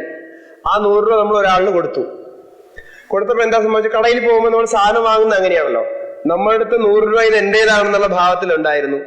അത് കടക്കാരന് കൊടുത്തപ്പോ കടക്കാരന്റെ പക്കല് ഒരു സാധനം തന്റേതാണെന്ന് വിചാരിച്ചിട്ട് വെച്ചിട്ടുണ്ടായിരുന്നു. അത് നമുക്ക് തന്നു. അപ്പൊ നമ്മുടെ 100 രൂപ അയാളുടെ സ്വന്തമായി, അയാളുടെ ആ വസ്തു നമ്മുടെ സ്വന്തമായി. അപ്പൊ അവിടെ കൊടുക്കൽ വാങ്ങൽ സംഭവിച്ചു. പിന്നെ അത് കഴിഞ്ഞ് പിന്നെ അതിൽ എന്തെങ്കിലും സംഭവിച്ചാൽ അത് നമ്മുടെ ഉത്തരവാദിത്വമാണ്. അങ്ങനെയാണ് എന്റെ രീതി. അതുവരെ കടക്കാരന്റെ ഉത്തരവാദിത്വമായിരുന്നു. അത് പൊട്ടുകയോ എന്തെങ്കിലും സംഭവിച്ചു കഴിഞ്ഞാൽ അത് നമ്മുടേതായിട്ട് തന്നെ കണക്കാക്കുന്നുണ്ട്, നമ്മുടെ ഉത്തരവാദിത്വമായിട്ടാണ് വരിക.